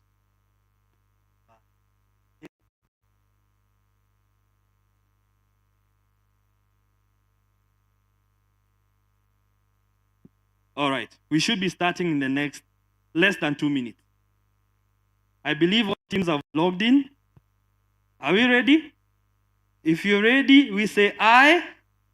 If every team has logged in, let's say aye. Ian, are you ready? All right. So the first category that we're going to start is personalities. 10 questions, and let's roll. This question rewards more points for faster keying. For a very long time, he was christened as the people's watchman. Who was he? You have 12 seconds remaining. Was it Raila Odinga, Martin Shikuku, Kijana Wamalwa, or Okia Omtata? Key in the correct answer on your phone. The faster you are, the more points you get. Time's up. And the correct answer is indeed Martin Shikuku, with only 2 teams getting it correct. A round of applause. Let's see the scoreboard. The leaderboard. The 2 teams that got this question correct are Ujamaa, and at first place we have Pussy Power. Makofi kwao! All right. Question 2. Are you ready? Just remember, the faster you are, the more points you get. The following participated in the second liberation of Kenya, except for who? Look on your phones. Was it James Orengo, Gitobu Imanyara, Francis Ole Kaparo, Koigi Wamwere? The following people displayed on your phones and screen participated in the second liberation of Kenya, except for who? And the time is up. All right, scoreboard. This time 5 teams got it correct. Let's see who are establishing a lead as early as the second question. The leaderboard now with Pussy Power increasing their lead at first position, Heart to Heart at second place, LJ in third place, Timan Shekabo and Evans joining in. Let's go to the next question, please. A round of applause, gentlemen. Jipigieni makofi tafadhali. Next question, Ian. Just remember, the faster you are, the more points you get for your team. Who performed at the Bamboys Independence Day elections in 1980? This is an art question. Was it Bob Marley, Tracy Chapman, Paul Simon, or Stromae? All right. All right. Keep typing. Remember, and this is quick fire. And the time is up. Let's see who got this correct. Scoreboard. 11 teams got this correct. This is interesting that 2 people thought it's Tracy Chapman. Let's see the leaderboard, please. Jipigieni makofi, ladies and gentlemen. Aha, nice. At 6th place, Giraffe now joins the top teams. Minefields, Ujamaa, Atu Heart at third, LJ in second, and Pussy Power maintaining their lead as we go into the next question. Jipigieni makofi jamani. All right. We keep on going. Wangapi wajapata swali? Next question. All right, look at your phone. Next question. Which of the following African revolutionaries was not assassinated? Not assassinated. Was it Thomas Sankara, Chelagat Mutai, Patrice Lumumba, or J.M. Karaoke? Right. Time is And up. the time is up. TikTok. Let us see the scoreboard. 10 teams getting this correct. I All see right. you have all gotten the hang of the game. Let's see the leaderboard. Ooh. Aha! Democrat Patriots now joining in on the act at 6th place. Minefield 5th. Ujamaa at 4th. Atu Heart still maintaining their dark position. LJ in 2nd. And Pussy Power still leading this first round. Congratulations. Clap for yourself, ladies and gentlemen. Comrades Power. Next question, please. Question 5 of this first round. What alias did Nelson Mandela use while pretending to be a caretaker at Lily's Leaf Farm in Joburg? Was it the Black Pimpernel, Mark Radebe, Rohilahla Ntoko, or David Motsamai? You have 5 seconds. The faster you are, the more points you score for your team. And the time is up. Let us see the scoreboard. Oh, this is a humdinger. Only 2 teams getting it correct. Only 2 teams. This change. 2 teams got it correct. Minefield was one of the 2 teams that got this question correct. The leaderboard remains the same. Pussy Power still in the lead. LJ in 2nd and Atu Heart at that. Minefields 4th. Ujamaa and Democratic Patriots at 6th place. Next question, Congratulations. Clap for yourself, gentlemen. All right. Question number 6. Number 6. Who was Kenya's third vice president? Keep writing. Who was Kenya's third vice president? Is 10 seconds remaining. Was it Josephat Karanja, Joseph Murumbi, Daniel Arap Moi, or Professor George Saitoti? Ni nani alikuwa? Time is up. All The right. correct answer was indeed Daniel Arap Moi. With 6 teams getting this correct. Right. Let's see if the leaderboard will change. All right. Democracy Power. Machangamka. Pussy Power still maintaining their lead. All right. LJ in 2nd, Atu Heart, Minefields, Ujamaa, and we have a new team. Comrades Power. Comrades Power. We keep moving. Next question, please. Uh-huh. Question number 7. Who was Kenya's first female member of Parliament? First female member of Parliament. History. Was it Charity Ngilu, Yiva Mwendwa, Grace Onyango, or Betty Tet? 4 seconds remaining.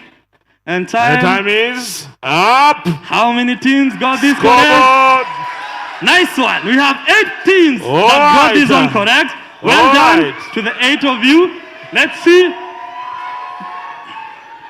Oh, there has been a change at the leaderboard. Minefields now in 6th place. All right. NYC team at 5th place. Team Unshakable. All right. Showing us that they are really unshakable and joining in to 4th place. Atu Heart at that. LJ in 2nd and Pussy Power. Let us still appreciate maintaining their lead. the teams, ladies and gentlemen. Wapigieni makofi tafadhali. All right. Next question. Let's keep moving. Question number 8. This is a bit long. This people's generous story is largely untold despite being the Kimathi second in command. Name him. Was it General Matenge, General Baimungi, General Chui, or General Kago? With 5 seconds remaining, was it General Matenge, General Baimungi, General Chui, or General Kago?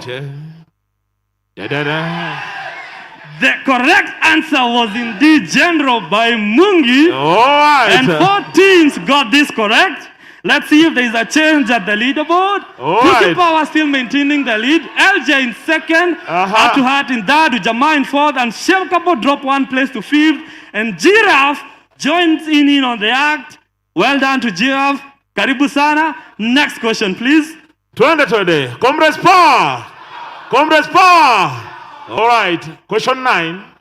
Who among the following is a poet? Is a poet. Who among them is a poet? All is right. Juliani a poet? Is Kitusiwa a poet? Is Mufasa a poet? Or All are the they all above. poets? Tricky question. Yeah. Tricky question. Very tricky. All right. 2 seconds And remaining. the time is up. Let's see.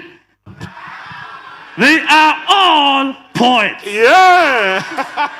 That was a trick question. All of tricky them question. are poets. Comrade Power. Comrade Power.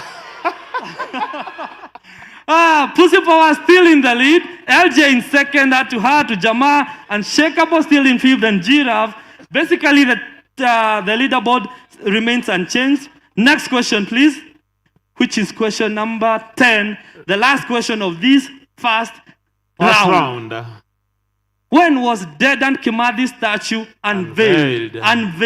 Unveiled. Is the question. Unveiled. All right. Was it in 2008, 2012, 2010, 2007? Hint. Think Moi Kibaki. Hint.